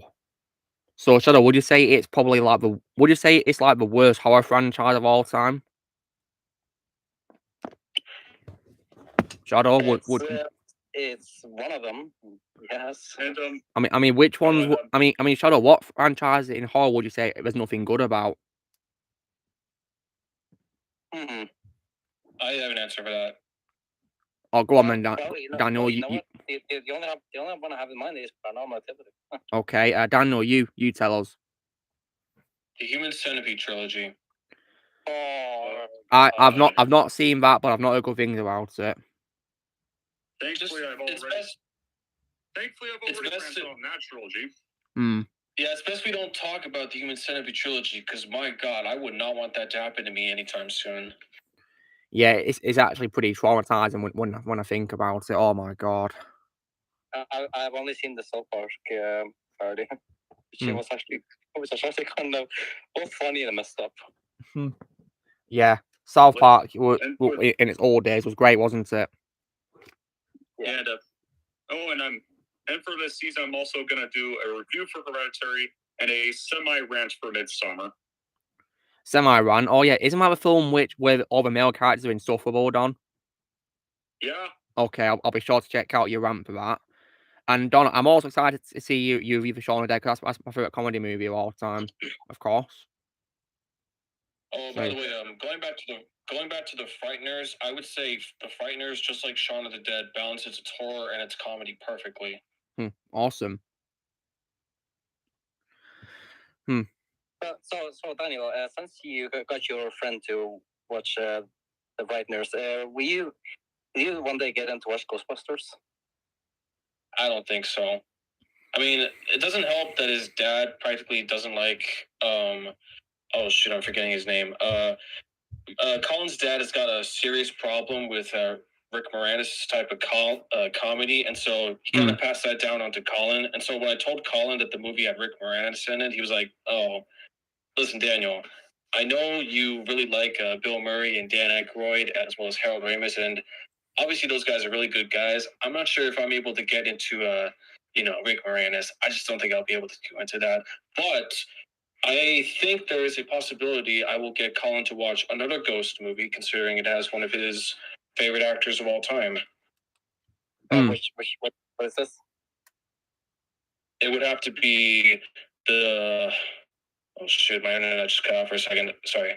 So it would have to be the 1990 romantic dramedy starring the late, great Patrick Swayze, as well as Demi Moore, and that would have to be 1990's Ghost.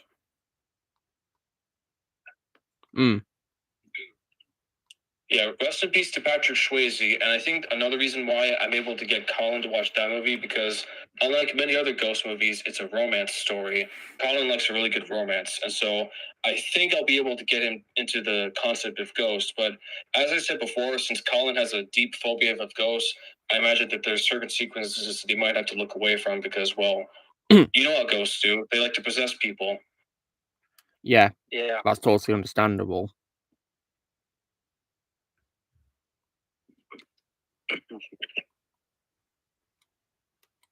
Speaking of Ghostbusters, are we all in agreement that Ghostbusters 2 is a big example of an unnecessary sequel?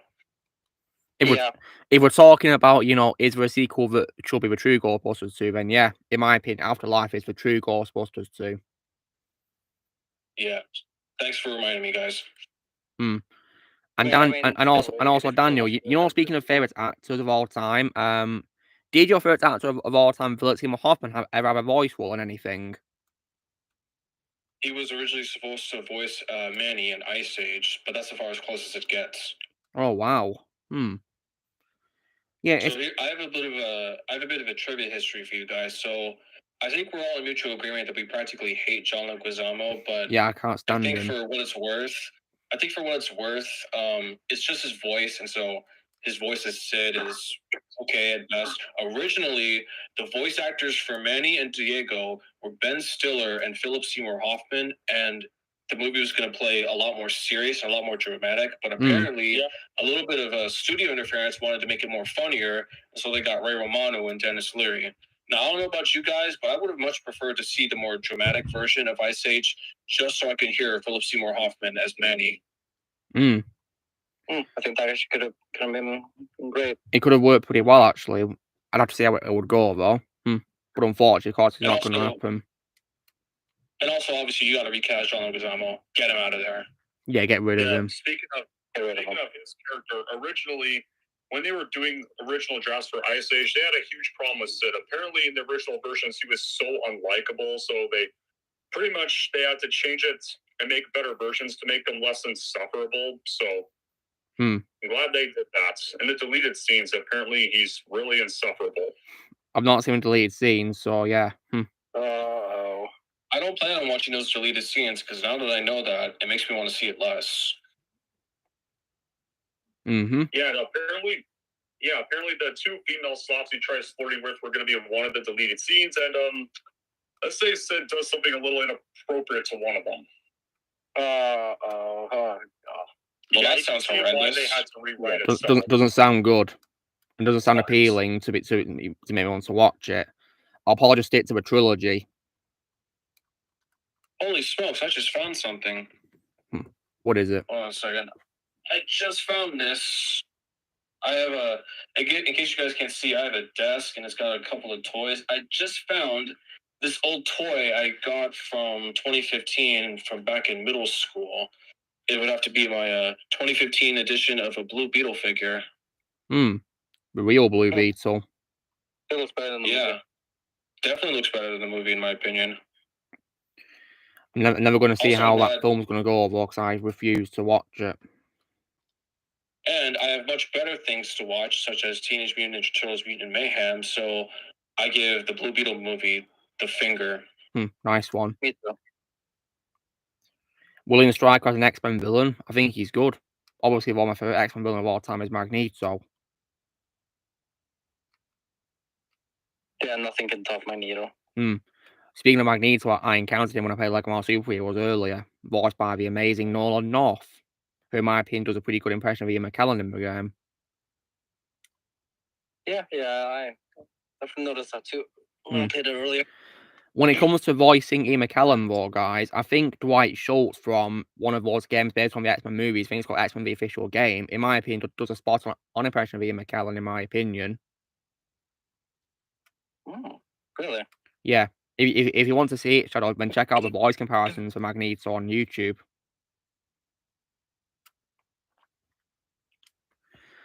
And I also saw definitely also Tom Kane as Magneto as well. He's amazing as him. I mean, J.B. Blanc also said when he directed Tom Kane, like I mentioned, that he was literally hearing Ian McKellen when he was voicing Gandalf.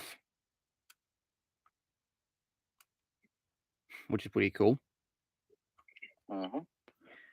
When it comes to playing games on PS Vita, guys, I'm currently playing Lego Hyper Years 5-7 on it. It's a pretty good port in my opinion, but you know, it has its limits compared to the console version, though.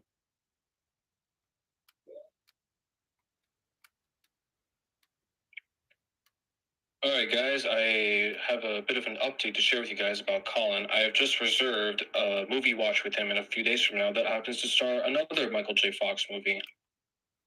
Oh, nice. And what film is that Michael J. Fox is in? How many of you guys have heard of a 1989 Brian De Palma directed war movie called Casualties of War? No. I don't think I've heard of or seen that. So this is all I know about Casualties of War. It's directed by Brian De Palma. Michael J. Fox plays the lead of the film, and he is trying to stop, as well as accuse 4 soldiers, one of which played by Sean Penn, who's in the movie poster, about these 4 American soldiers who do horrible things to the Vietnamese people, and Michael J. Fox wants to put a stop to it.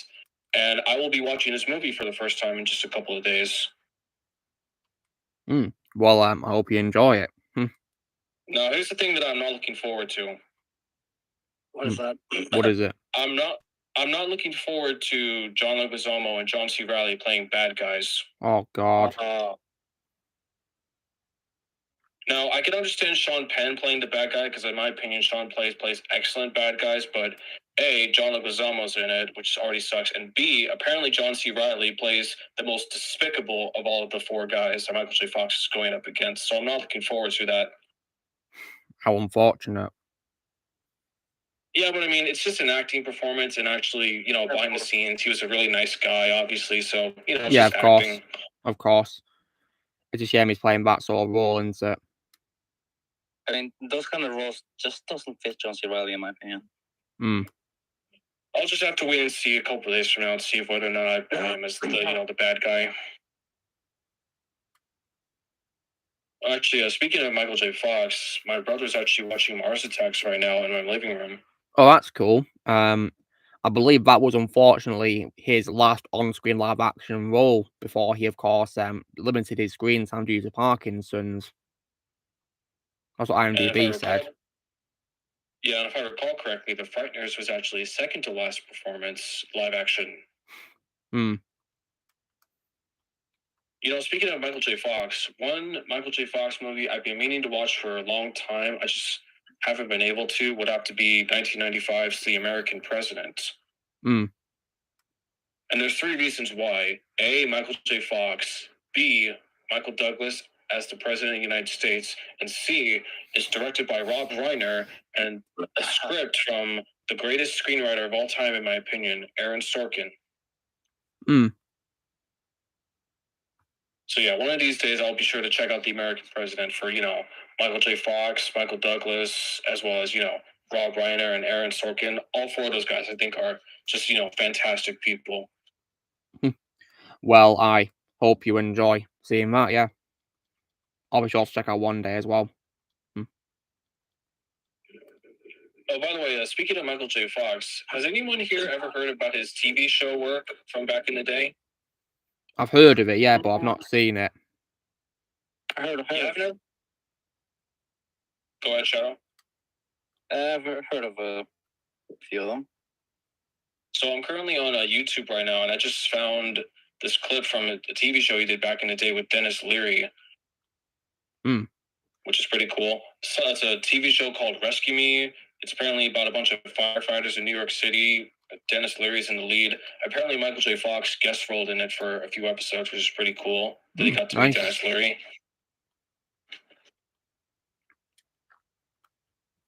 Does everyone here has a favorite role of Dennis Leary?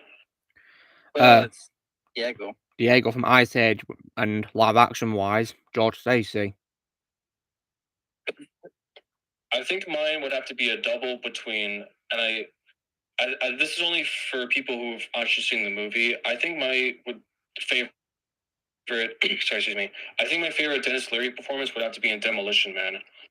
Yeah, he's good in that too. I know, Donna, I know you haven't seen Demolition Man. I think whenever you get around to watching it, I think you might like it. Right? Yeah, I haven't seen it either. I'd recommend Demolition Man, it's good.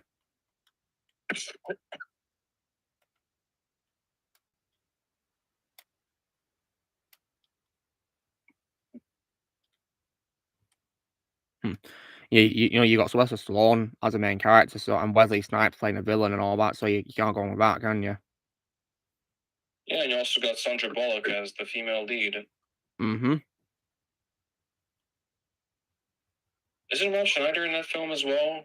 I heard he was, yeah. I think he was, if I remember correctly, yeah. It's been a while since I've seen it.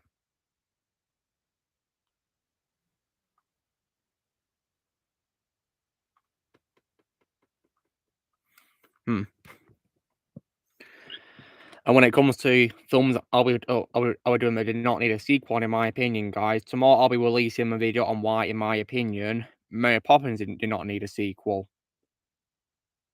Alright. Because in case you guys are wondering, Mary Poppins Returns is an example of a film I hate that people like. Yeah, I found that movie really overrated. It's also directed by someone I personally don't really like or care for all that much.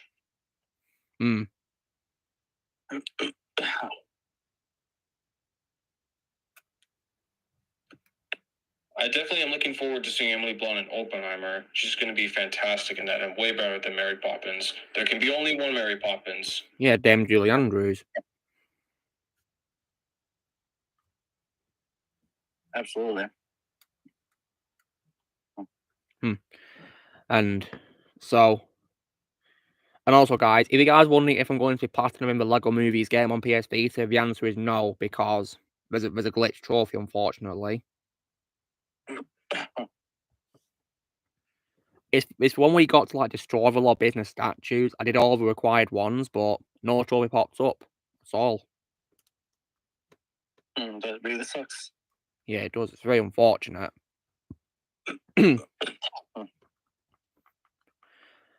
Speaking of PS Vita games, though, one PS Vita game that I think looks surprisingly good on my Vita for a handheld game is probably Lego Force Awakens, which is ever saying something.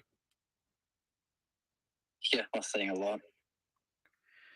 But one thing that looks disappointing about it, though, is that it appears as though for some reason the opening mission on Endor from Return of the Jedi is not the first mission. It's like a bonus mission or something, not first one. What? And that disappoints me because that's, in my opinion, the best level in the game.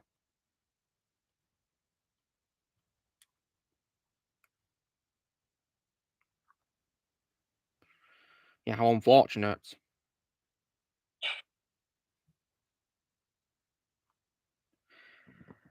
Although I will say I definitely am very surprised that Harrison Ford came back for a game, though, you know, to reprise his role as Han Solo. It's definitely a massive surprise, but a welcome one, though, of course. I mean, I can't go with Harrison Ford playing Han Solo, can I? And speaking of actors coming back to play video game roles, I'm glad that Michael J. Fox and Christopher Lloyd came back for the Back to the Future video game. They did, yeah. Christopher Lloyd came back as Doc Brown, and apparently Michael J. Fox appeared in the last episode of that Telltale game, I believe, in a guest You role. are correct. Yeah, I think it's because, you know, I think maybe because he was busy with something else, or probably due to his Parkinson's or something, I don't know. And yeah, but he came back in the last part of it, though.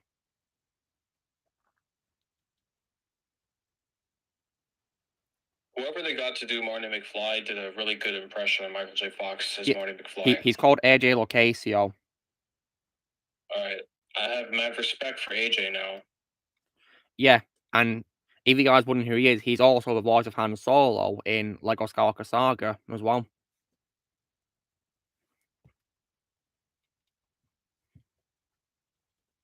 And you know how they did like a Lego movie ride, somewhere. That's he also voices Emmett in that because Chris Pratt didn't come out for that ride.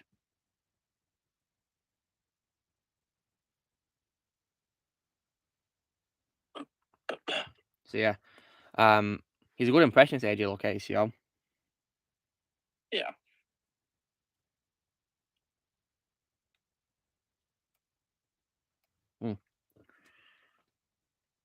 So yeah, did anyone see those new leaked images from the Snow White remake that looks like complete garbage?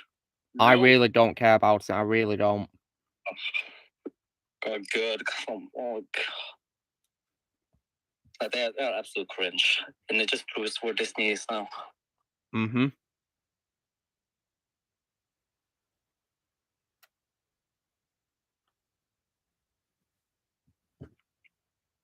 I mean, I don't even know if those images are fake or not either, because that's kind of what we're living in now.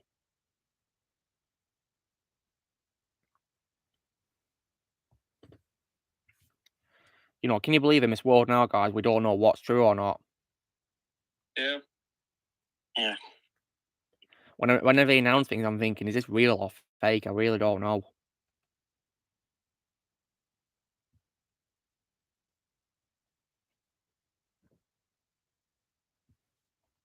Hmm.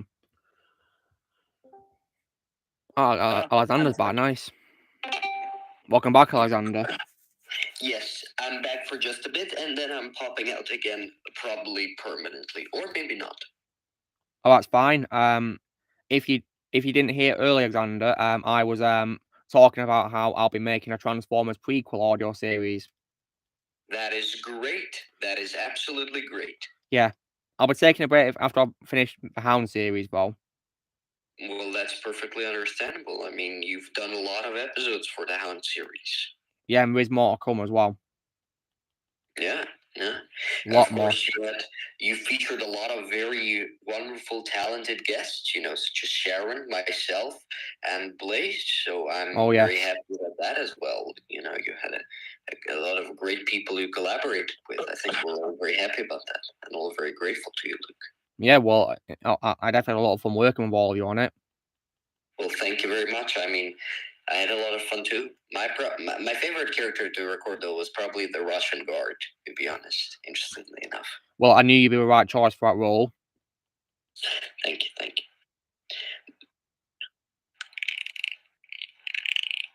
Oh, Otto's here. Nice. Yeah, he is.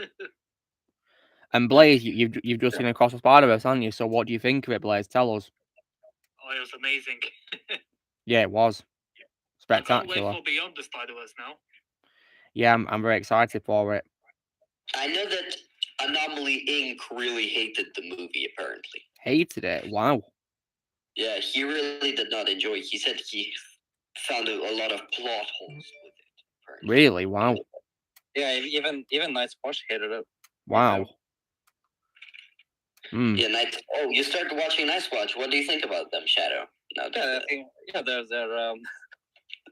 they're entertaining.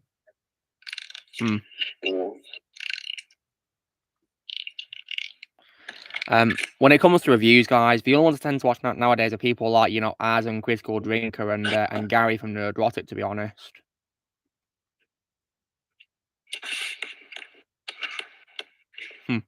Did any guys see Az's rant on Indiana Jones 5?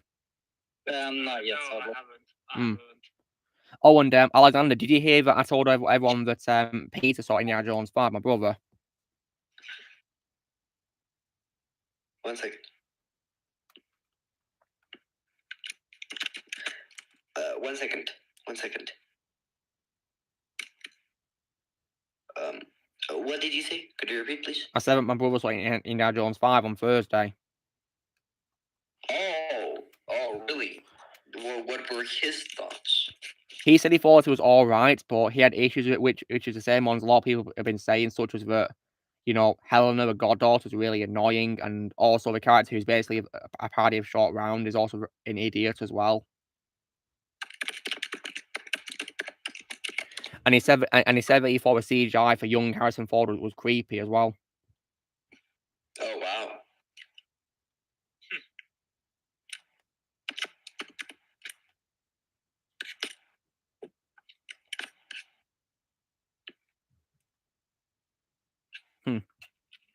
Really, Ozzy, your friend was angry. Well, I can't say I blame your friend. Yeah, I still can't believe my iMac has been delayed to Monday. That's unfortunate, Blaze. Yeah. But if you're wondering, I've got a new PC, but it's coming Monday. Well, that's great. It's also on Apple, so it's the same operating system you have as well. Oh yeah, and guys, good news. Stranger Things has now turned 7. Happy anniversary to it. In my opinion, the greatest Netflix original series of all time. Speaking of anniversaries, I just found out Die Hard is also celebrating its 35th anniversary. Yeah, amazing. And I think two Harry Potter films celebrate it as well. That's cool. Prince and El Diablos too.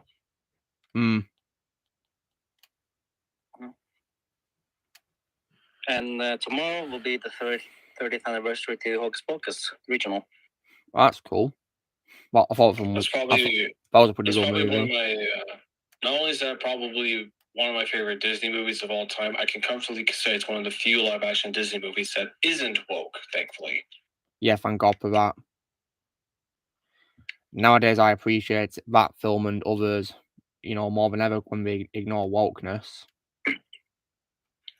I personally am not the biggest fan of it, to be honest, myself. Wait, Well, that's okay. wait, Alexander, have you Yeah. seen Hocus Pocus?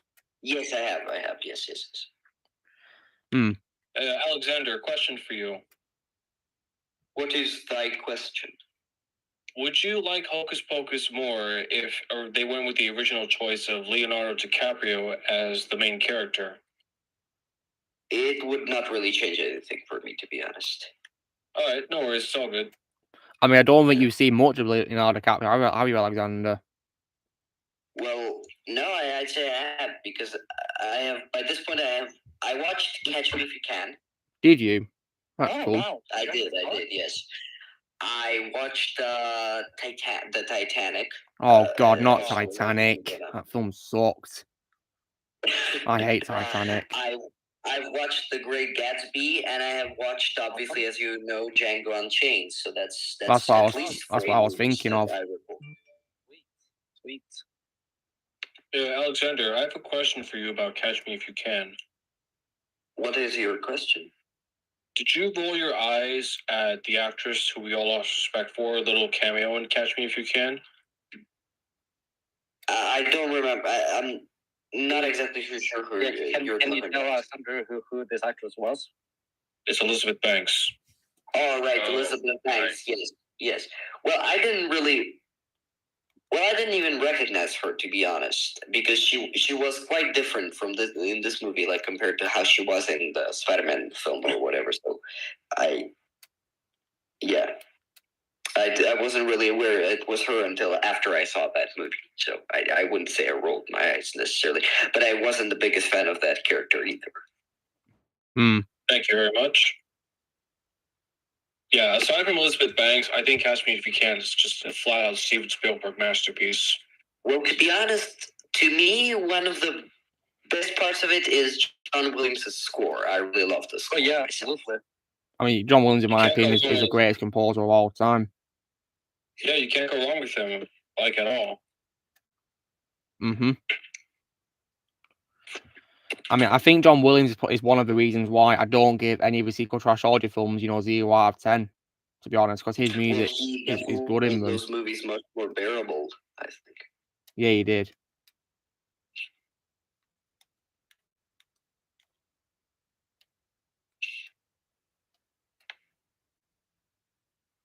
Well, I gotta head out for now. Maybe I'll be back, but in case I won't, I will say goodbye for now.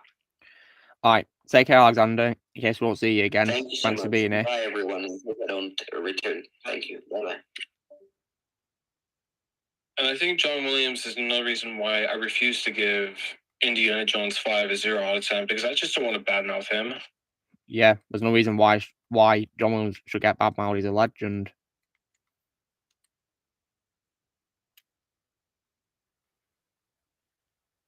Hey, guys, I have a little bit of an update for Sean Chandler. Don't worry, he hasn't canceled or anything. I just received an update for him. He would like it if one of you guys could ask him about an upcoming movie that's coming out within the next couple of months. And what film is that? All right. It would have to be a film that I actually didn't even know about until Sean mentioned it to me. And the reason for that is because he apparently wants to let everyone here know about the movie, because it's looking like it might flop, and Sean really doesn't want that to happen. So, have you guys ever heard of a movie called The Creator? Never heard of it. Nope. Okay, so it's coming out on September 29th, and I just received information from Sean Chandler that either me or one of you guys could ask him about it, and he could tell you guys all about it, about how his test screener guy said it was absolutely fantastic. It's directed by Gareth Edwards, who did Godzilla and Rogue One. And apparently this is a movie that Sean is really excited for, but apparently no one else on the internet is talking about it. And so he'll be sure to let you guys know about it. Yeah, we sure can ask him about it.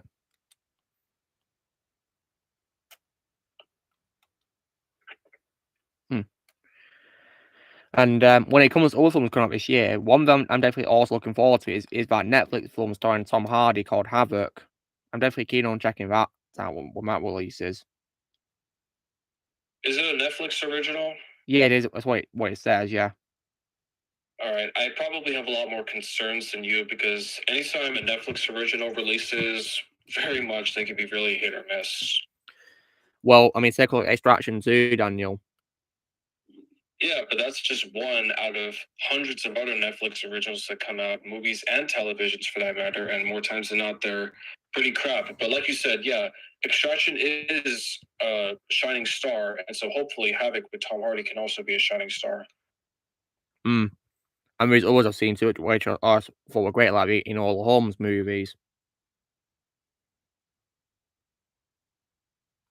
And Both of them, right? And of There's course, two of Pinocchio. them, and Yeah, and Mhm, don't forget, of course, Pinocchio was. Shadow. Why would I forget that masterpiece? Yeah, that movie was just fantastic. Not really hit or miss, then, is it? And then there's also as well, this year I also saw a film called The Mother. I thought that was good.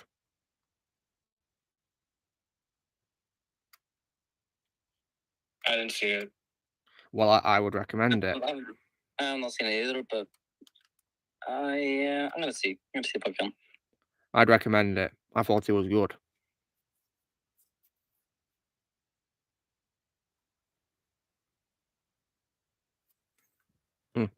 That's fine, Ozzy. You take care.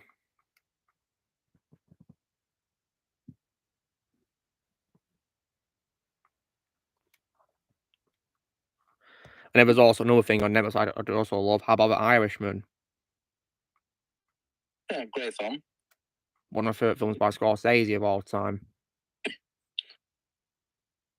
I really need to rewatch it because I only saw it once, and because it was 3 hours, it kind of scared me away from ever rewatching it. So maybe one of these days I'll rewatch it. But like you said, it's a fantastic Scorsese film. Masterpiece. It's a shame. It's a shame it didn't win any of the Oscars it was nominated for. And another great movie, in my opinion, is the Christmas movie called Klaus. Yeah, Claw was good. Yeah, J.K. Simmons. And and then of course you got Marriage Story. Yeah, Marge Story. That's my favourite role of Adam Driver, actually. Yeah, and I don't know if you guys have seen it, but The Power of the Dog with Benedict Cumberbatch. Oh, that one. I've seen that. I can see why he got nominated for the Oscar, but in my opinion, Andrew Garfield should have won it for Tick Tick Boom, which is also another Netflix masterpiece. It's best we don't ever talk about Bird Box because that movie can go burn in hell. I'm not watching the sequel. I'm not interested. I don't know why, but it kind of felt like a knockoff of Quiet Place a little bit. Only this time you've got to be blind and not, talking basically. Because apparently, because internet. You also had those stupid internet trends where they were trying to recreate the Bird Box from back in the day. It's just so unbelievably cringe. Like, why would you want to recreate that movie of all movies?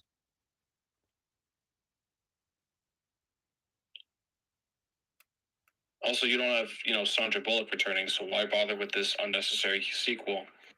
Yeah, in my opinion, she was one of the few things I liked about the first movie. However, one of the things I also hated about, of course, the first one was also how BD1 was wasted too. Hated that.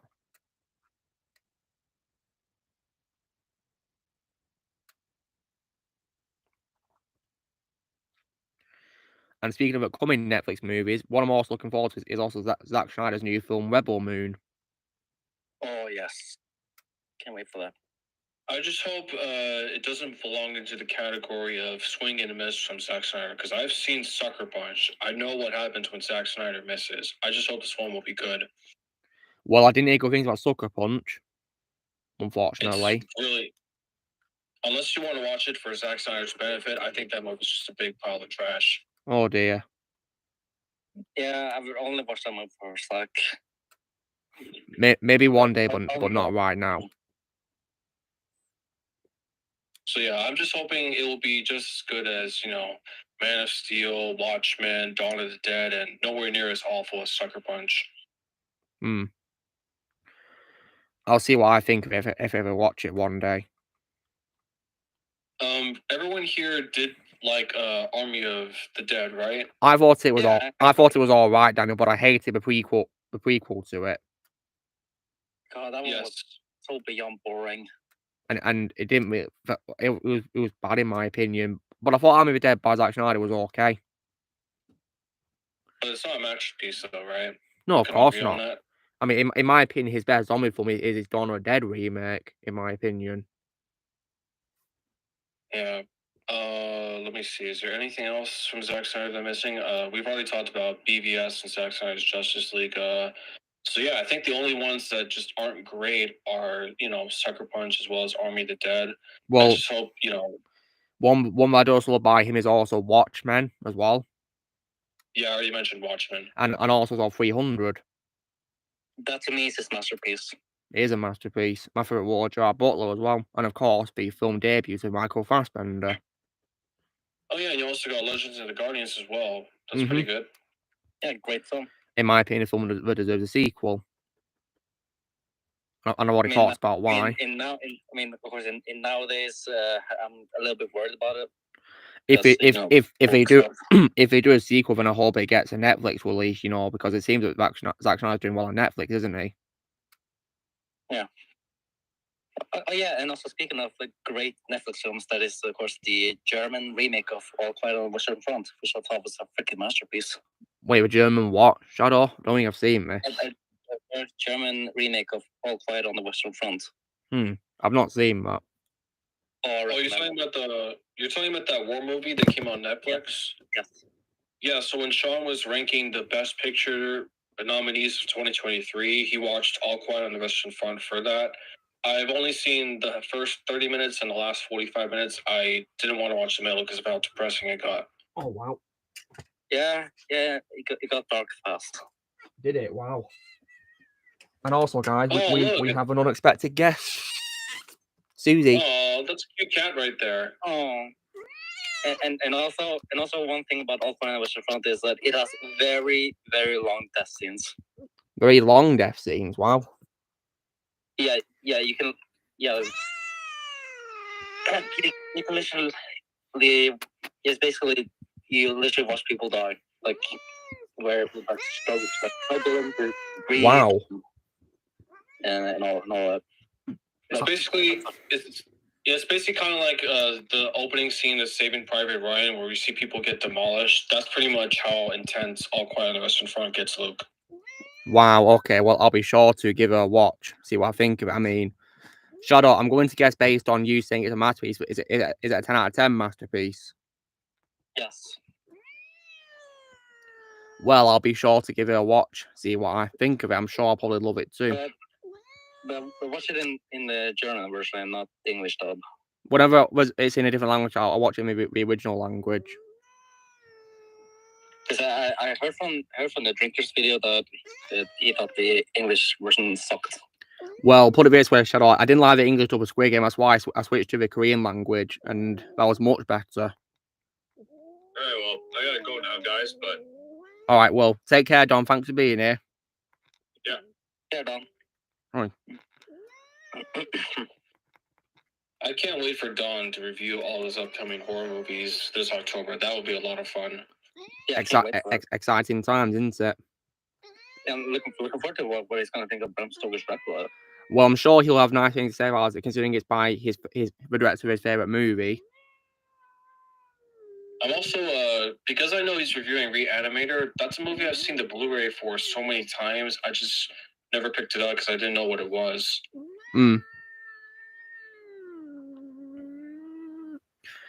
If you guys are wondering where Susie was, you know, and she appeared just then, she was hiding in my wardrobe during this whole stream for some reason. She likes to go there a lot during the day for some reason. I don't know, maybe it's nice and cozy in there. Yeah, I think it is because my clothes are in there and all that, and they're soft for a cat, so yeah. Yeah, now I can definitely see why. I mean, yeah. If Susie's happy with there, then I'm happy that she's settled in it well.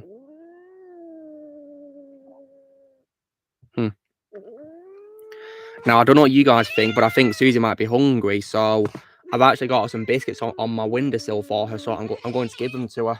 You hungry? You hungry? Want some biscuits? Come on. Ooh. There you go. Biscuits. And right now, guys, she's tucking in. But there's one thing I do love about cats, guys. It's when you get to feed them and they're eating away happily. Speaking of cats, my good friend Colin Hatley has a cat. That's nice. It is a bit of a tragedy the way the things played out for the cat's tail, unfortunately. Oh dear. Oh. So, long story short, the cat was rescued by animal services, and they had to cut off its tail to prevent a rabies attack. Oh dear. So yeah, Colin's cat is completely tailless, but other than that, he's just pretty much the same cat as he was before. Feel sorry for him and his tail war. Poor thing. Well, I'm just glad. that He's they up. did the right thing, cutting it off. Yeah. That would, another fear that I have, like, you know how you have a fear of bugs? I actually have a fear of rabies because I've seen what rabies can do to animals. I can only imagine what it will do to a human. No, granted, as long as you get a certain amount of injections in you, if you do get a rabies attack from a human, so if you do get a rabies infection on a human, all you need to do is to take multiple shots in the arms to, prevent the infection from spreading further, and then you're good to go. That would, be really helpful, getting those injections. But still, either way, rabies is pretty scary. I can imagine. I can imagine that. So, Daniel, when it comes, of course, to Sucker Punch, what's your score for it out of 10? I give it a 4 out of 10, and not even Vanessa Hudgens from High School Musical and That's Where You Could Save It. Oh, wow.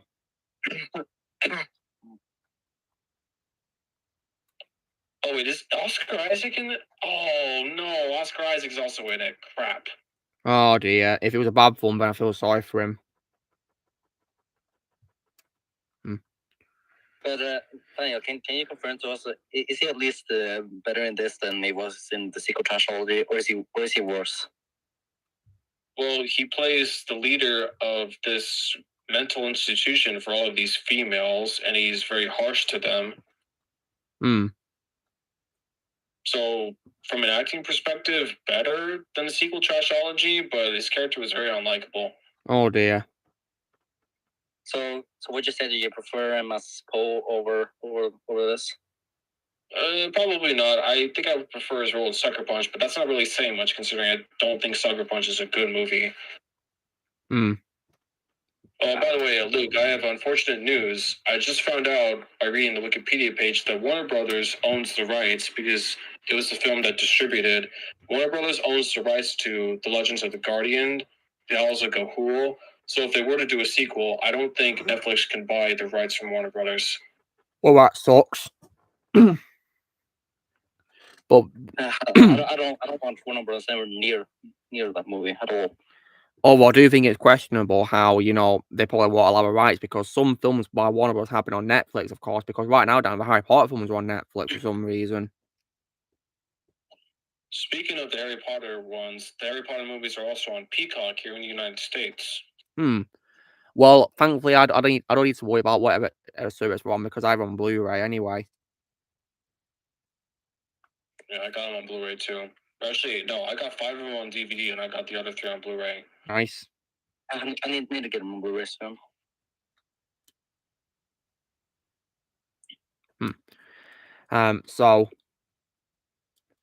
So when it comes, of course, to I'll probably watch Sucker Punch, see what I think of it, but it might not be worth my time based on what I've heard about it, unfortunately. But yeah, we'll see how it goes. You enjoy that, Susie? Away she goes.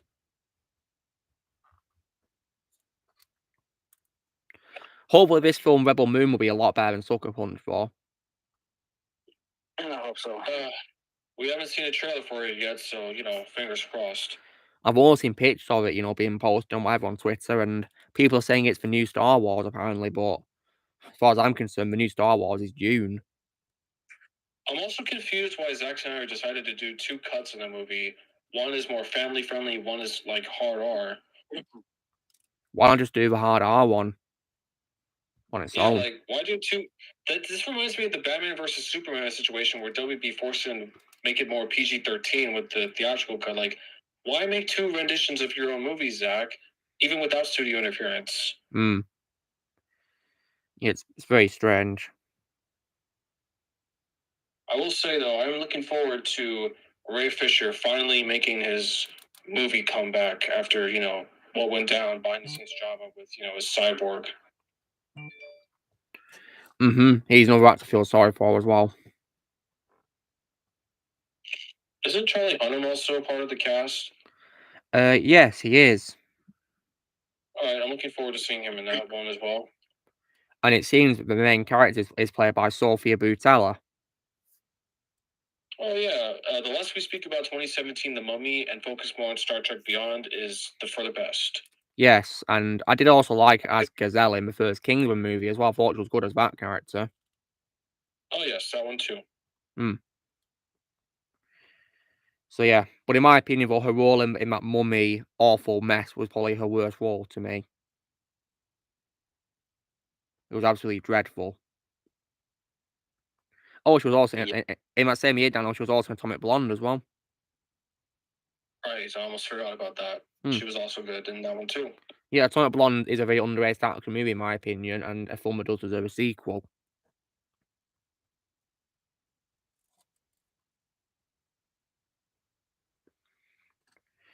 And apparently this film is also going to get a back-to-back sequel to Rebel Moon Part 2, which is pretty interesting. If I recall correctly, I believe they shot both movies back to back. Yeah, they did.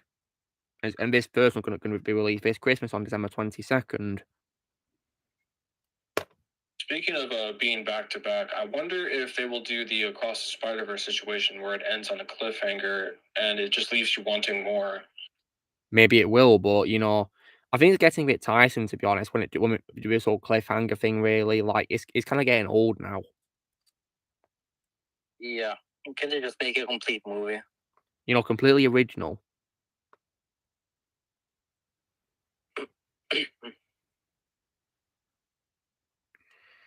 Like, just do something original, really. Blaze is editing a read up. Oh, nice. Nice one. I do also see that Anthony Hopkins is also in this film as the voice of a robot called Jimmy, a mechanical knight. Why does that give me flashbacks to a movie starring Anthony Hopkins that I hate?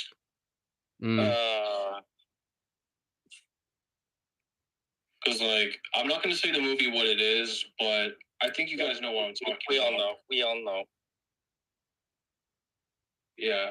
I mean, granted, Anthony Hopkins is, you know, one of the greatest actors of all time, and so him doing a voice role, I imagine his performance will be good, but as soon as you mentioned that he's voicing a robot, and I just looked up what the robot looks like, it's giving me some very traumatic flashbacks to a movie that shall be remained nameless. Yep. I've not seen a picture of this robot, guys. You know, Jimmy. I've not seen it yet. Let me take a look.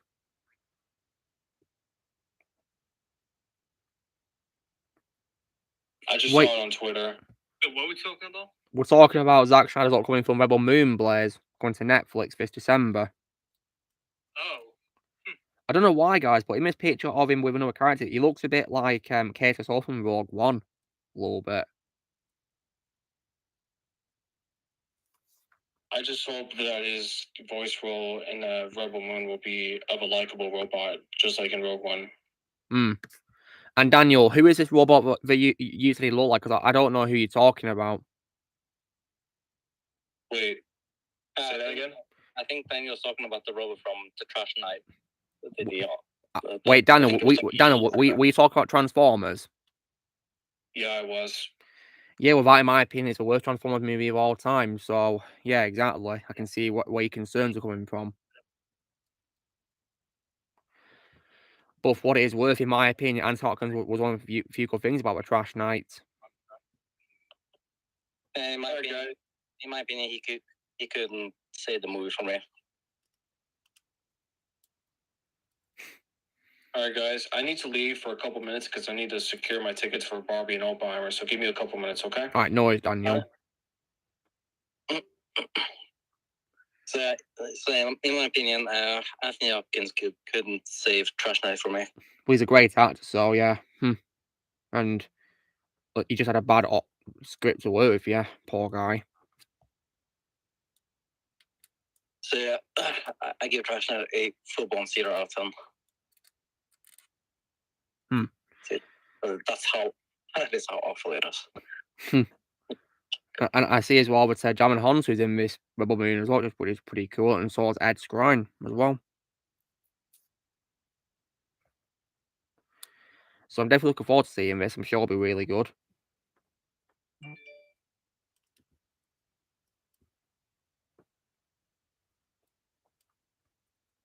Yeah, can't wait. And as well, I think when it comes to the icing on the cake, it's going to be composed by Junkie XL as well. So yeah. Who is, in my opinion, the most underrated composer of all time.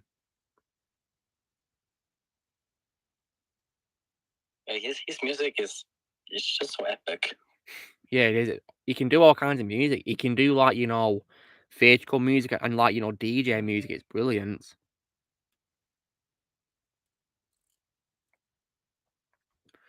And I see that Az is at the gym working out at this time. It's like 20 past 10 in the UK and he's at the gym. What a legend. You'll always be a legend, good sir.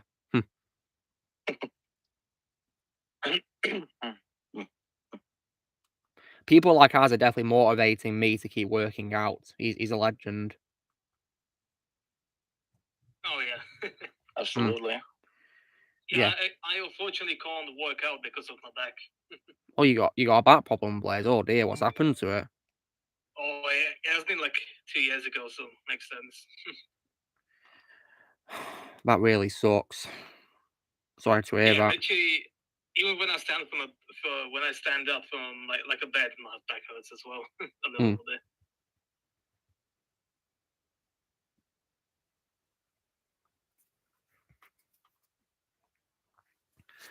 I mean, have you seen a doctor about it, Blaze? Yeah, they said there's nothing bad with it. It's just I mean, what can you do, Blaze, exercise-wise? I mean, can you do walking and all that? Yeah, I can do that. What I'd suggest you do, Blaze, is probably maybe take your dog out for more walks and all that when you're not at work. Yeah, it's just lifting, that actually does it the most. I mean, do you do lots of manual handling at your job, Blaze? Yeah, unfortunately. That sucks. And how are you finding your night shifts that you're doing? Because you did a lot this week, didn't you? Oh yeah, I did. And how are you used to it now, Blaze? A little bit, yeah, a little bit. And do you stay awake by drinking caffeine, Blaze? No, I actually go to sleep like at 8 a.m. I wake up 2 p.m. Wow. So that's how your body clock is sorted, is it? That's pretty cool. Right now just editing the read up a little bit. Are you going to upload it after a stream, Blaze? It's not actually finished yet because Maria hasn't recorded her lines fully. Oh, okay. That makes sense. Oh yeah, I completely. She's missing like 5 lines up then. All right. Hope we shall get time to record them soon for you. Daniel's back with us, nice. Oh, Daniel. Welcome back. You take it sorted, Daniel? Yeah, I purchased both my tickets now for Barbie and Oppenheimer. Nice one. Nice. Also, I just found out something about the director for Barbie, Greta Gerwig. Yeah, what about her? I just found out that she's now apparently, even though the actors and writers strike is happening, I just found out that she's interested in reviving the Chronicles of Narnia for Netflix. Well, I'm a bit iffy on that, Daniel, because I didn't hear good things about Voyage of the Dawn Treader, so I'm hoping this week it will probably improve from it, but I'm not sure, to be honest. I'm a bit iffy on it. I mean, let's take a step back and be completely honest here. The Chronicles of Narnia trilogy from the past 2 decades. The first one I would say is a good enough adaptation, but like Shadow pointed out, the 2 sequels that followed it were mediocre to not good, especially Voyage of the Dawn Trader. So who knows? Maybe Greg Gerwig can reignite this franchise. You know what I mean? Yeah, I'm a bit iffy though, and yeah, I have seen a second one, Daniel. I thought it was boring, and I didn't really like it. That's why I didn't see a third one. And yeah, I'm certain that Greta will probably make Narnia woke. I just hope it doesn't happen, because Greta Gerwig's last 2 movies were far from being woke. And what did she do, Daniel, that what you would say wasn't woke? She did the 2019 Little Women adaptation, and she also did a movie called Lady Bird. Both movies I have seen, and I can confirm they are far from being woke in any sort of way. Well, I've not seen either of those, but I might do one this year while I think of them. Yeah, and from what I've heard about Barbie, it doesn't seem like... I could be totally wrong about this, and I'll be sure to let you guys know this, but from what I've just been hearing from everyone who's seen the movie early, the movie could have some elements that people are mixed on, but for the most part, people are positive, and obviously there are people like you guys who refuse to watch it. Don't worry, I'll be watching it for your benefit. Well, thank you, Daniel. I mean, my main reason for not wanting to watch it is because I'm not the target audience at all. I'm not into Barbie in the slightest. Yeah, and I was agreement with you guys where I was not the target audience and I wasn't going to go see it, but that all changed when I got a huge amount of respect for Ryan Gosling. Mm-hmm. Yeah, Ryan's a good actor. Really good. Yeah, so now as far as rebooting Narnia, as far as I'm concerned, the way that I would reboot the Chronicles of Narnia franchise is to do it in the way that Star Trek got rebootilized. So like Star Trek Nemesis, horrible abomination, and Star Trek fans were very worried what the future of Star Trek would be. And then we got Star Trek 2009, which, you know, gave the franchise a big boost in my opinion. So hopefully... Yeah, it did. Yeah, so hopefully Chronicles of Narnia can get that 2009 Star Trek reimbursement where it wins back fans. Also, Daniel, in my opinion, Star Trek Nemesis, in my opinion, has the worst role I've seen from Tom Hardy, unfortunately. I agree with you. Yeah, like if you guys thought he was bad as Venom, if you guys hated the Venom films, wait to see him in this. Trust me, he's not good in this when it comes to his character. His character, in my opinion, is really bland. And also, Daniel, when it comes to you know, Voyager of Dawn Treader, I've been advised not to see it because Shadow told me that apparently Will Poulter's character is really annoying and insufferable. Yeah, I agree with Shadow, but I'm more forgiving on it because once he turns into a dragon, he doesn't really become annoying at all. I suppose that's good. Because I heard that apparently some of his roles are pretty annoying characters in several things. I mean, Don mentioned that he's one of the characters who's insufferable in Midsommar.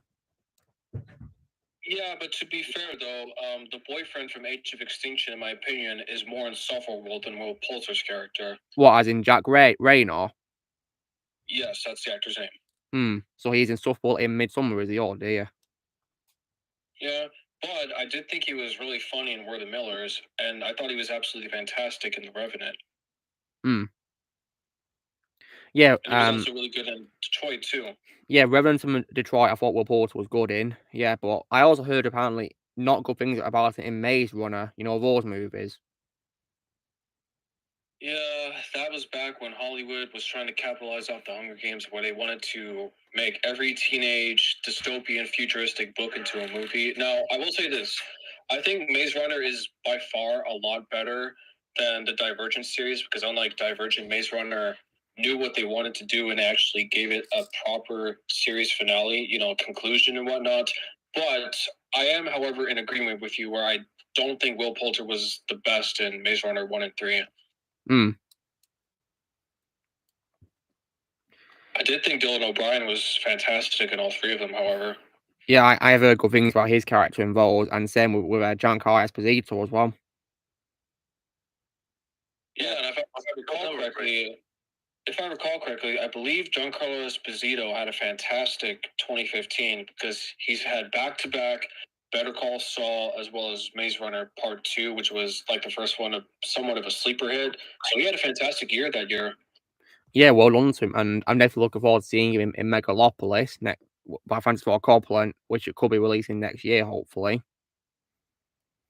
Yeah, and as I already said with Teenage Mutant Ninja Turtles: Mutant Mayhem. Not only will I be watching that movie for your guys' benefit, but I am really curious to see how he handles his character. He's playing a fly. No, sorry, he's playing a mad scientist in the movie. So I'm curious how he's going to do that. Well, I'm sure he'll try his best. Here's a little bit of a sour note. You know how sometimes we find out that celebrities that we don't like happens to be good friends with celebrities we do like? Yeah. I'm pretty sure the only reason why Paul Rudd is in Teenage Mutant Ninja Turtles: Mutant Mayhem is because, unfortunately, and here's the ultimate truth, him and Seth Rogen have been friends ever since 2005 with the 40-year-old virgin. Well, you know, I'm not really surprised, to be honest. Yeah, and don't worry, I haven't lost respect for Paul Rudd, and he can have as many friends as he wants, and I'm happy for him. I don't know. I'm pretty sure that's the only reason why he's in, Mutant Mayhem. But I can already tell you guys right now, without having seen the movie, that Paul Rudd will give a far better performance in Teenage Mutant Ninja Turtles than, Ant-Man Hulkmania. Yeah, I'm sure he will. But you can also call it Comic Mania. That's what Az calls it. And yeah, you know, speaking of that movie, today when I was playing Lego Marvel Superheroes, I encountered MODOK in that as a boss fight, and isn't it really sad how a Lego game does a character better than a live action movie? Yeah, that's just really sad. I mean, Daniel, you know how you said that you don't like the character as a whole in general, not just, you know, the movie, right? Would you say that you were appalled with what you saw when you saw a movie? Yeah, pretty much. Yeah, I can't say I blame you. I mean, if you guys have seen Az's rant on the movie, when he, of course, leaves the best bit for last, where he rants about MODOK, he gives like a bit of a pause of disappointment before he talks about him, and he face palms. That was it's been months since I've seen his review for it, but that was pretty accurate. Yeah, like where he simply says MODOK, and then he's like sat there speechless and face palming, and then he says that he's one of the reasons why he doesn't care about the MCU anymore. Yeah, I for one am so happy to be semi-retired from the MCU because you guys remember what I said last week? Yeah, I do. What have you done now, Blaze? Oh God! Please don't remind me of that abomination. Oh God. It looks a little bit like the Bond, doesn't it? But Blaze, I think your deepfake of the Mund on MODOK is much better than this. Oh yeah. They talk again. I mean, guys, if you saw that gif of Potato Doc, would you have guessed it was from an MCU movie, or would you have said it was from like a video on YouTube that someone made? I would say it feels like a Saturday Night Live parody. Yeah. Here, I'm curing the MODOK curse by adding a bunch of GIFs on Discord of Sean Chandler. It's pretty good how Sean has gifs of himself, isn't it? By the way, in the No Mic chat, the one that I just quoted where Sean says, "Are you kidding me? I'm gonna go kill someone." That's actually from his rant back in 2018 when Daredevil was first canceled. Well, I can't blame Sean for being angry. Oh my God! By the way, Sean normally doesn't do rant videos like at all. He's just not the type of person who does that. When he made the video about Daredevil's cancellation, he tried his absolute best not to start swearing and put a bunch of F-bombs because like he was just furious. But I don't want to show it on stream in case I get copyright claimed for showing it. I don't want to show it. But if you're wondering about all, it's MODOK from Ant-Man 3. Or as we call him, Potato Doc. Wait a minute. Did you... Oh my God. He did it again, didn't he? Yeah, you just posted the No Mic chat, the punching of the guy, and I applaud you for that. Yeah, it's very satisfying. Yeah, that's the only hammer you're asking. Yeah, terrible person, disgrace. Oh, this one's the best one. This is the best one. Oh yeah, Ruin Johnson. Wait, I thought when we killed Amber Turd was the best one. Oh, that's here. I have that here actually. Where's it? Oh, that's cool. That Ben Schwartz is part of a strike movement. That's good. Wait, I think I have it. No, I don't. Wait. What the hell is it? Oh, there it is. Yeah. And and Daniel, speaking of anger towards movies, did you by any chance see my trash talk I posted on Thursday for Independence Day Resurgence? I did. When Thursday, yeah. And I also found your bit at the beginning where you met your future self to be pretty hilarious and spot on in the good way, obviously. Well, thank you, Dan. I'm glad you found that funny. I'm glad it landed for you. Yeah, I laughed a lot as well. When it Have you comes, sold your Independence Day Blu-ray yet? I've sold Resurgence today. Actually, Daniel, I sold my DVD of it today. I've got my original film in a box somewhere. I'm not going to sell that. I love the first movie. I said Independence Day 2. Have you Yeah. sold it? Yeah, it's gone. I sold it today. Oh, thank goodness. Oh, yeah, Daniel, you might like this gift. I know. I'm looking at it right now, and thank you very much for that. Mm-hmm. Yes, yeah, Blair that's my second favorite. Second favorite celebrity death. Oh, by the way, speaking of actors who are attending the march for the actors' strike, I just gained a huge amount of respect for this guy for taking a part of it. I'm gonna post it in a no mic chat. Oh, Sean Gunn, nice one. Yeah, he earned a lot of my respect, especially his comment on Gilmore Girls and the fact that he still hasn't been paid after being a series regular on that show from 20 years ago, and the fact he hasn't gotten paid for it, which is just, absolutely sickening. Yeah, stupid. Oh yeah, I completely forgot to ask, guys. What were your favorite things that I got this week?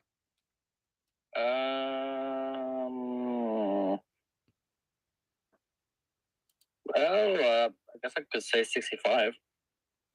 I mean, have you actually seen it yet? And no. Well, I'd recommend if you want to see Adam Driver in a much better role than Kylo Ren, as I would call him. Even though the Spider-Man figure was also pretty good. That's what I got unboxed today. Yeah. Even though I personally am not going to buy 65 because it's on Netflix, I am happy that you did buy the Blu-ray for it. Yeah, I want to support the movie. I thought it was good, and I'd love to see a sequel to it as well. Oh, by the way, speaking of 65, in case I guys didn't tell you already, you know the little girl from 65, Ariana Greenblatt? Yeah, what about her? Yeah. Not only did she play young Gamora in Avengers Infinity War, but she's also going to be in Barbie as one of the, real humans. Oh, wow. All I can say is that she's going to have an absolutely fantastic career as, a working young actress. It seems she's going to be a rising star. I wish her all the best. Good luck to her. No, Blade, it's Kylo Ren, as in Kylo, but I call it Krylo because he's a wimp. Kylo Ren. Krylo.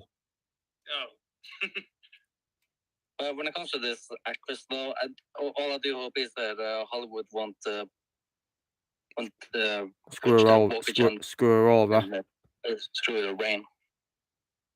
Yeah, I just hope she stays far away from that. And I guess the same thing could also be said for Charlie Gomez, for America Chavez and Dr. Strange 2. She earned my respect when she called out the people for saying that, hey, don't blame the writers for Doctor Strange 2. They were ordered 33 rewrites. What is wrong with you? She earned my respect for that. Nice one. And also, Daniel, when it comes to Sisu, have you by any chance seen other films by the same director, Jan-Marie Helander? Give me a second. I'm going to look up his filmography, because I'm pretty sure the answer is yes. Because due to this being my favorite movie of the year, I might check out other films by the director. Jan-Marie Helander? Yeah, him, the director of Sisu. All right. Let me just look up his filmography really quick. Oh, actually, yeah, I have actually, which is crazy because it's actually on Max right now. Max, the streaming service. Big Game 2014 with Sam Jackson and Ray Stevenson. I've seen that movie before. I didn't realize it was directed by the same guy. And I see as well with him, it also stars the son of the actor who plays the main character in Sisu. That is true. Yeah. Jorma Tomila, and I see that Jorma's actually a frequent collaborator of John Murray, which is pretty cool, so that's nice. So yeah, Big Game and Sisu are the only things I've seen from that guy. And I can also assume that, can this director speak good English, Daniel, by any chance? I do not know because I've never seen any interviews with him. I've noticed. Then again, though, this isn't the first time that a non-English speaking director has helmed a big studio Hollywood movie. I know you guys haven't seen it because, because there are plenty of them. I mean, one example for me is probably Guillermo del Toro because he's Mexican, of course. Yeah, and as well as the director of Parasite from a few years ago in 2019, Bong. He's a Korean guy. He doesn't speak any English, but he directed, the Oscar-winner Parasite, and he's now working on a new movie with Robert Pattinson and Mark Ruffalo called Mickey 17, releasing next year. So that's another good example. And if we're talking about video game territory, there's also as well the Japanese creator of Metal Gear called Hideo Kojima. Yes, that is also a good one. So I'll definitely check out other films by John Mari Helander, absolutely.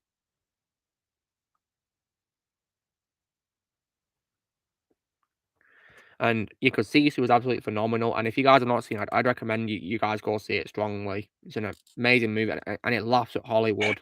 Laughs at it.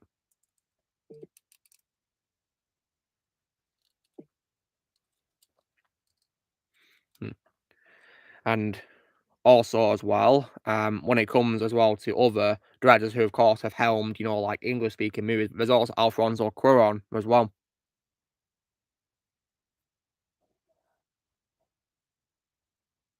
Yeah, he started out with Spanish-speaking movies, and then eventually went on to do Harry Potter, Children of Men, Gravity. So yeah, that's also a good example.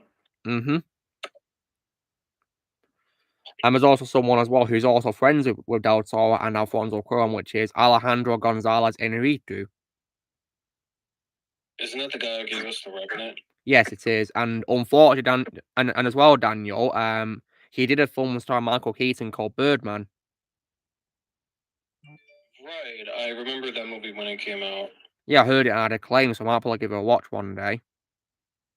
Wait, Birdman? Yeah, it's that film with Michael Keaton, Shadow. Yeah. Yes, I've seen it, and it is really, really good. Yeah, I'll be sure to give it a watch, and I think it's pretty funny how you have Michael Keaton playing a character called Birdman, considering he has, of course, fame for playing Batman, of course.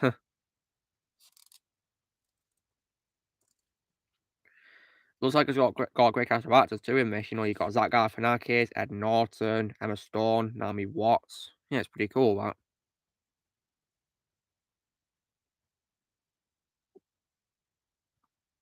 So I'll definitely give it a watch one day.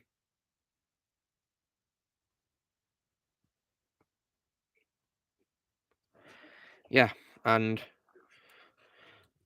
so yeah, there's lots of old films I can definitely give a watch. So this strike doesn't mean anything to me, guys, because the strike's affecting films I don't even care about.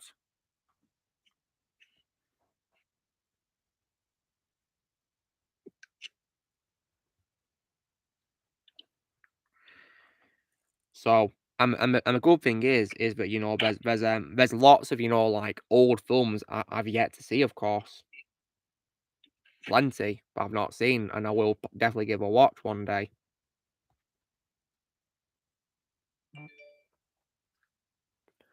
So this coming week, guys, I'll be rewatching Hunchback of Notre Dame in preparation for seeing its sequel to see how bad it is, of course, because I've heard really bad things about it. But after that, I'll be checking out Train to Busan. Yeah, by the way, I think you're gonna really enjoy Train to Busan. Yeah, I think I will. And sadly, it also got an unnecessary sequel. And Shadow, did you see this unnecessary sequel? No, and I didn't want to. I can probably understand how you feel about that. But yeah, I did see the trailer, and it looked like complete garbage. Oh dear.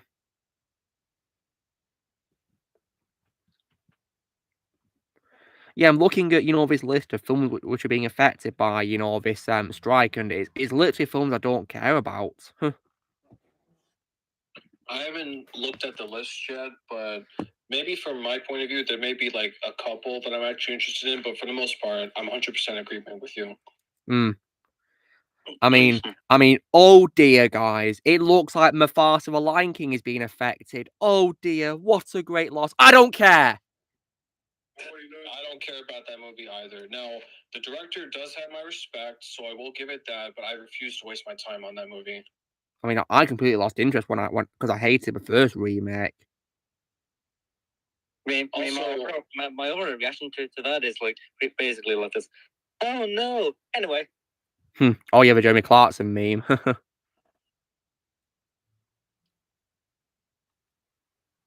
I just don't understand why Jon Favreau can be so hit or miss with his career, to be completely honest. Yeah, to be honest, I don't really want to watch anything else by him, really, because after what's happened with 13 and Mandalorian, to be honest. And as well, Cowboys and Aliens, don't forget that. Well, I've heard good things about that, Daniel. I didn't see it, though. I can imagine the only scenario you would ever watch that movie, despite saying that you haven't seen it, would be for Harrison Ford and Daniel Craig, but that would probably be it. Yeah, I guess so, but other than that, I just don't really care about it. And when it comes to Jon Favreau, I will one day check out the movie called Sakura. That one's good. I've seen that. Basically, Zafura's good, yeah. I've seen Zafura. Yeah, basically just Jumanji in space. It is, yeah. It's pretty much the same plot as Jumanji, where they find a game and it makes things happen in the real world, basically. I guess it's one of the few roles where Kristen Stewart doesn't suck, so that's good. It is, yeah. But my favorite performance from her is probably Princess Diana in that film about Diana, which she got nominated for Best Actress at the Oscars for last year.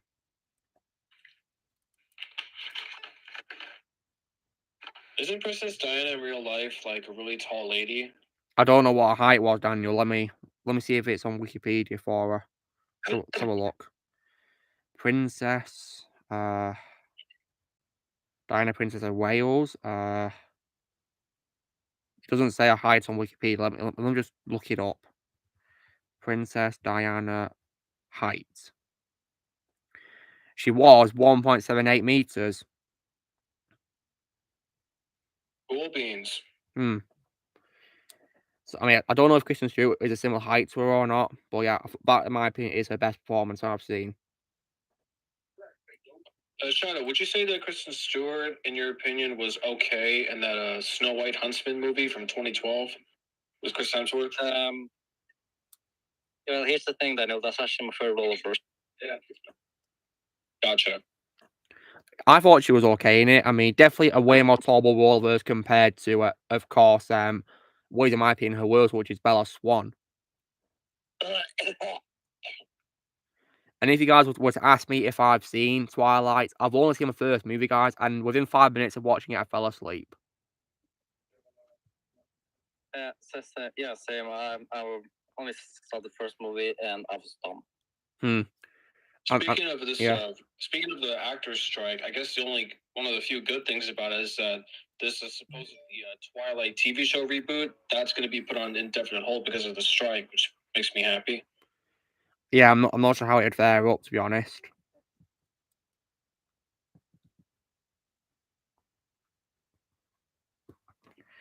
So, I think when it comes to what happened with, the 13 Mandalorian with Jon Favreau, what I will say is, you were the chosen one, John. It was said that you would destroy Disney Star Wars, not join them. Look what's happened. Because I've heard nothing bad news about 13 and Mandalorian. And I've seen clips of it with that Jack Black cameo, and it looks atrocious. Like, do you seriously call that Star Wars? That isn't Star Wars. That's parody. it's just a complete load of trash. And isn't it also sad coincidence that they released the Jablak episode on the same week that Mario came out? That is a tragic coincidence. Coincidence? I think not. A very bad coincidence. Yeah, I will say this though. Since I respectfully refuse to watch, Mandalorian season 3, one of these days I will be rewatching Jon Favreau's first movie he did back in 2001. His first movie, Made, is it called? Yes, with him and Vince Vaughn. Well, I'll see if we can watch that. I mean, would you say it was a good film, Daniel? Yeah, my memories from watching it that one time say, yeah, it was a pretty good movie. I do, however, prefer Swingers, that was directed by Doug Liman, that happens to also star Jon Favreau and Vince Vaughn. I prefer Swingers, but I think Made is really good too. I'll see what I think of this film then, yeah. And I see there's another film he's also done called Chef as well. I'll see if I can watch that too. I love that film. I love Chef, yes. A road comedy movie too, which looks pretty intriguing. Oh, by the way, brace yourself for John Leguizamo. Oh yeah, God, he's in it. Oh no. Speaking of that sucks. Yeah, when it comes to Chef though, I will tell you this. It will make you hungry. Well, I best be eating something. I best be eating something when I'm watching them, guys. Like Ratatouille. So basically, guys, would you say it's like a live action version of Ratatouille where it makes you hungry? Yes, yeah. Yeah, I would say so. I mean, thankfully, guys, when I was watching Ratatouille, I had like bacon flavored crisps when I was watching it, so I didn't go hungry. Thankfully. Whenever I'm watching a film, guys, I like to have a snack with me, to keep me going. Really, if I get hungry. Wait a minute. What is a bacon wrapped crisp? No, it's basically crisps which are like bacon flavored, Daniel. Like maize sort of thing. Maize crisps. I don't know what you're talking about, but I have had bacon wrapped sausages before. Very nice. Yeah, these are like crisp, chips and whatever, and they're like bacon flavored, really nice. All right, and I've also had bacon wrapped hot dogs before. Very nice. That reminds me of something called pigs in blankets here in the UK, which is basically sausages wrapped in bacon. Yeah, pigs in blankets. I'm not sure if that's in America or not, Daniel. No, it is not. Yeah, well, here in the UK, we have a thing called pigs in blankets. Yeah. They do sell bacon wrapped sausages in supermarkets, though, here in America. Very nice. They also sell. I don't know if you guys are familiar with this candy, but there's this YouTube channel that basically has people try British and American snacks. A famous snack that I believe both America and the UK sell together is Starburst. Oh yeah, I love Starburst. Very chewy and very tasty. Indeed, yeah. When it comes to those snack trying videos, Dan, I have seen one where basically Arnold Schwarzenegger and Linda Hamilton try German snacks, well. Oh, was that when Dark Fate came out? Yeah, when we're promoting that movie, unfortunately. But yeah, they tried German snacks in a video, and I gotta say that Linda Hamilton can speak pretty good German in it. That came as a surprise to me because I'm just so used to Linda Hamilton, speaking English. Well, yeah, and of course. Goes back to the friendship between Linda and Arnold goes back to the 80s. So it would make sense for Arnold to teach German to Linda. Indeed, yeah. And of course, speaking of Stranger Things turning 7 years old today, I'm very hyped to see it in the final season. Which, unfortunately, due to the strike, has now been also delayed. How unfortunate, but I'm sure it'll be worth every second like the fourth season was. Wait, what? So, Stranger Things Season 5 has now been put on indefinite hold due to the actors' strike. I'm sure the wait will be worth every second, though. Yeah, we did have to wait a few more years between Season 3 and Season 4, so this will just be the same thing.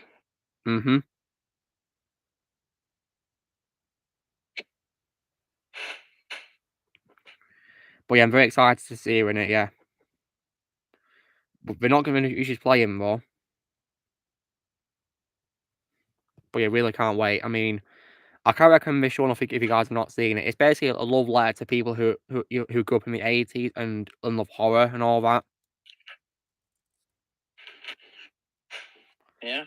Think of it as like a dark version of the Goonies too. Think of it something like that. Like horror Goonies, basically. Oh, speaking of horror Goonies, I have a movie recommendation for you guys in case you want to see, something along those lines. What is it? The Monster Squad. Monster Squad. I don't think I've ever heard of. I've seen that. I've seen that actually. It's a pretty damn good movie. I've not seen it, guys. So basically think Goonies, except all the kids are going up against Universal monster movies like, Dracula, Frankenstein, Werewolf. It's basically The Mummy. The Mummy too. And the Frankenstein's monster. And yeah, it's really good and underrated. I'll give it a watch one day. If I recall correctly, I believe that movie came out in 1987, so that was a pretty good year for Shane Black, considering that Monster Squad, the original Lethal Weapon, and Predator all came out in the same year, and all three of them were Shane Black projects.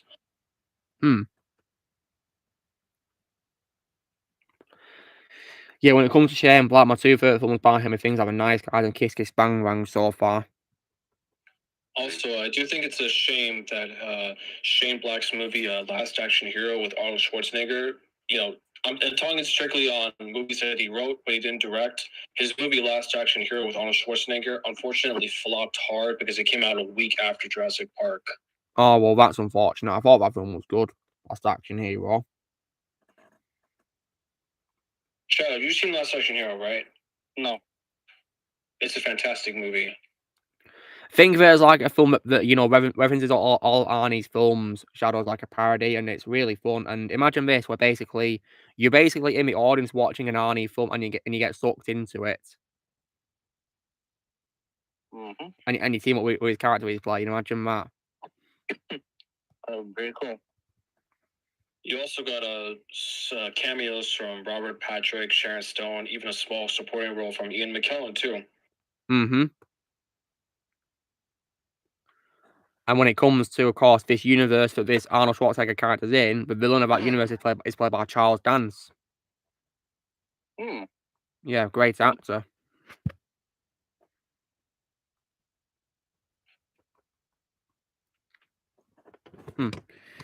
And also as well, the voice of the villain from How to Train Your Dragon 3, F. Murray Abraham, he's in this as well as a character too, which is pretty cool.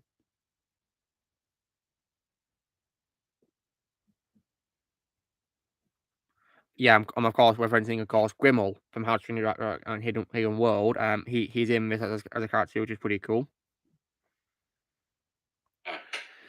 But when it comes to How to Train Your Dragon, guys, my favorite villain is Drago Bloodfist. Same. And he's my favorite voice for Djimon Hounsou as well, who in my opinion is a very underrated actor.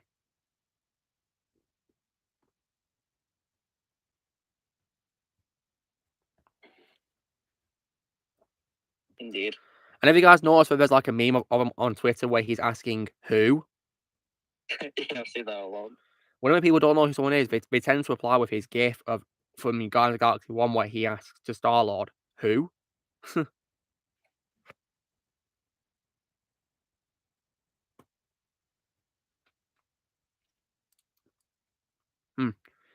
So, Shadow, when it comes, of course, to you watching my series of Ham Transformer story, does it make you want to watch some other series I've done before?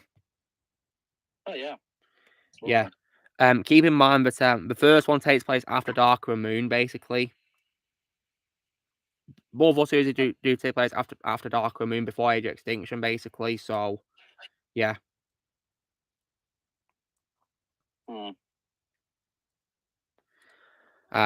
Oh wow, the stream's got really fast, and it's nearly over. Goodness me.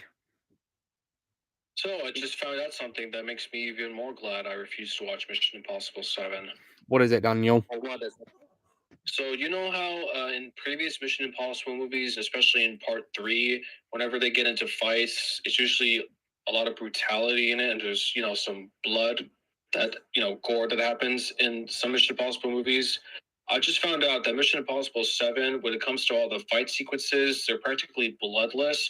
And that makes me even more glad I'm not watching this movie, because when I want to watch a Mission Impossible movie, I'm there for the hard, gritty action, for the blood, kind of like for Extraction 2. And it honestly disappoints me that apparently Mission Impossible 7 has been almost bloodless. The complete opposite of Mission Impossible 3. That's very unfortunate. Why would they remove the gore? Ridiculous. I don't know, probably because it was filmed during COVID times. I don't know. Did you also tone down the violence? That's just really stupid, because when they filmed Evil Dead Rise, they used like lots of blood for that, and that was filmed during COVID. Ridiculous. So yeah.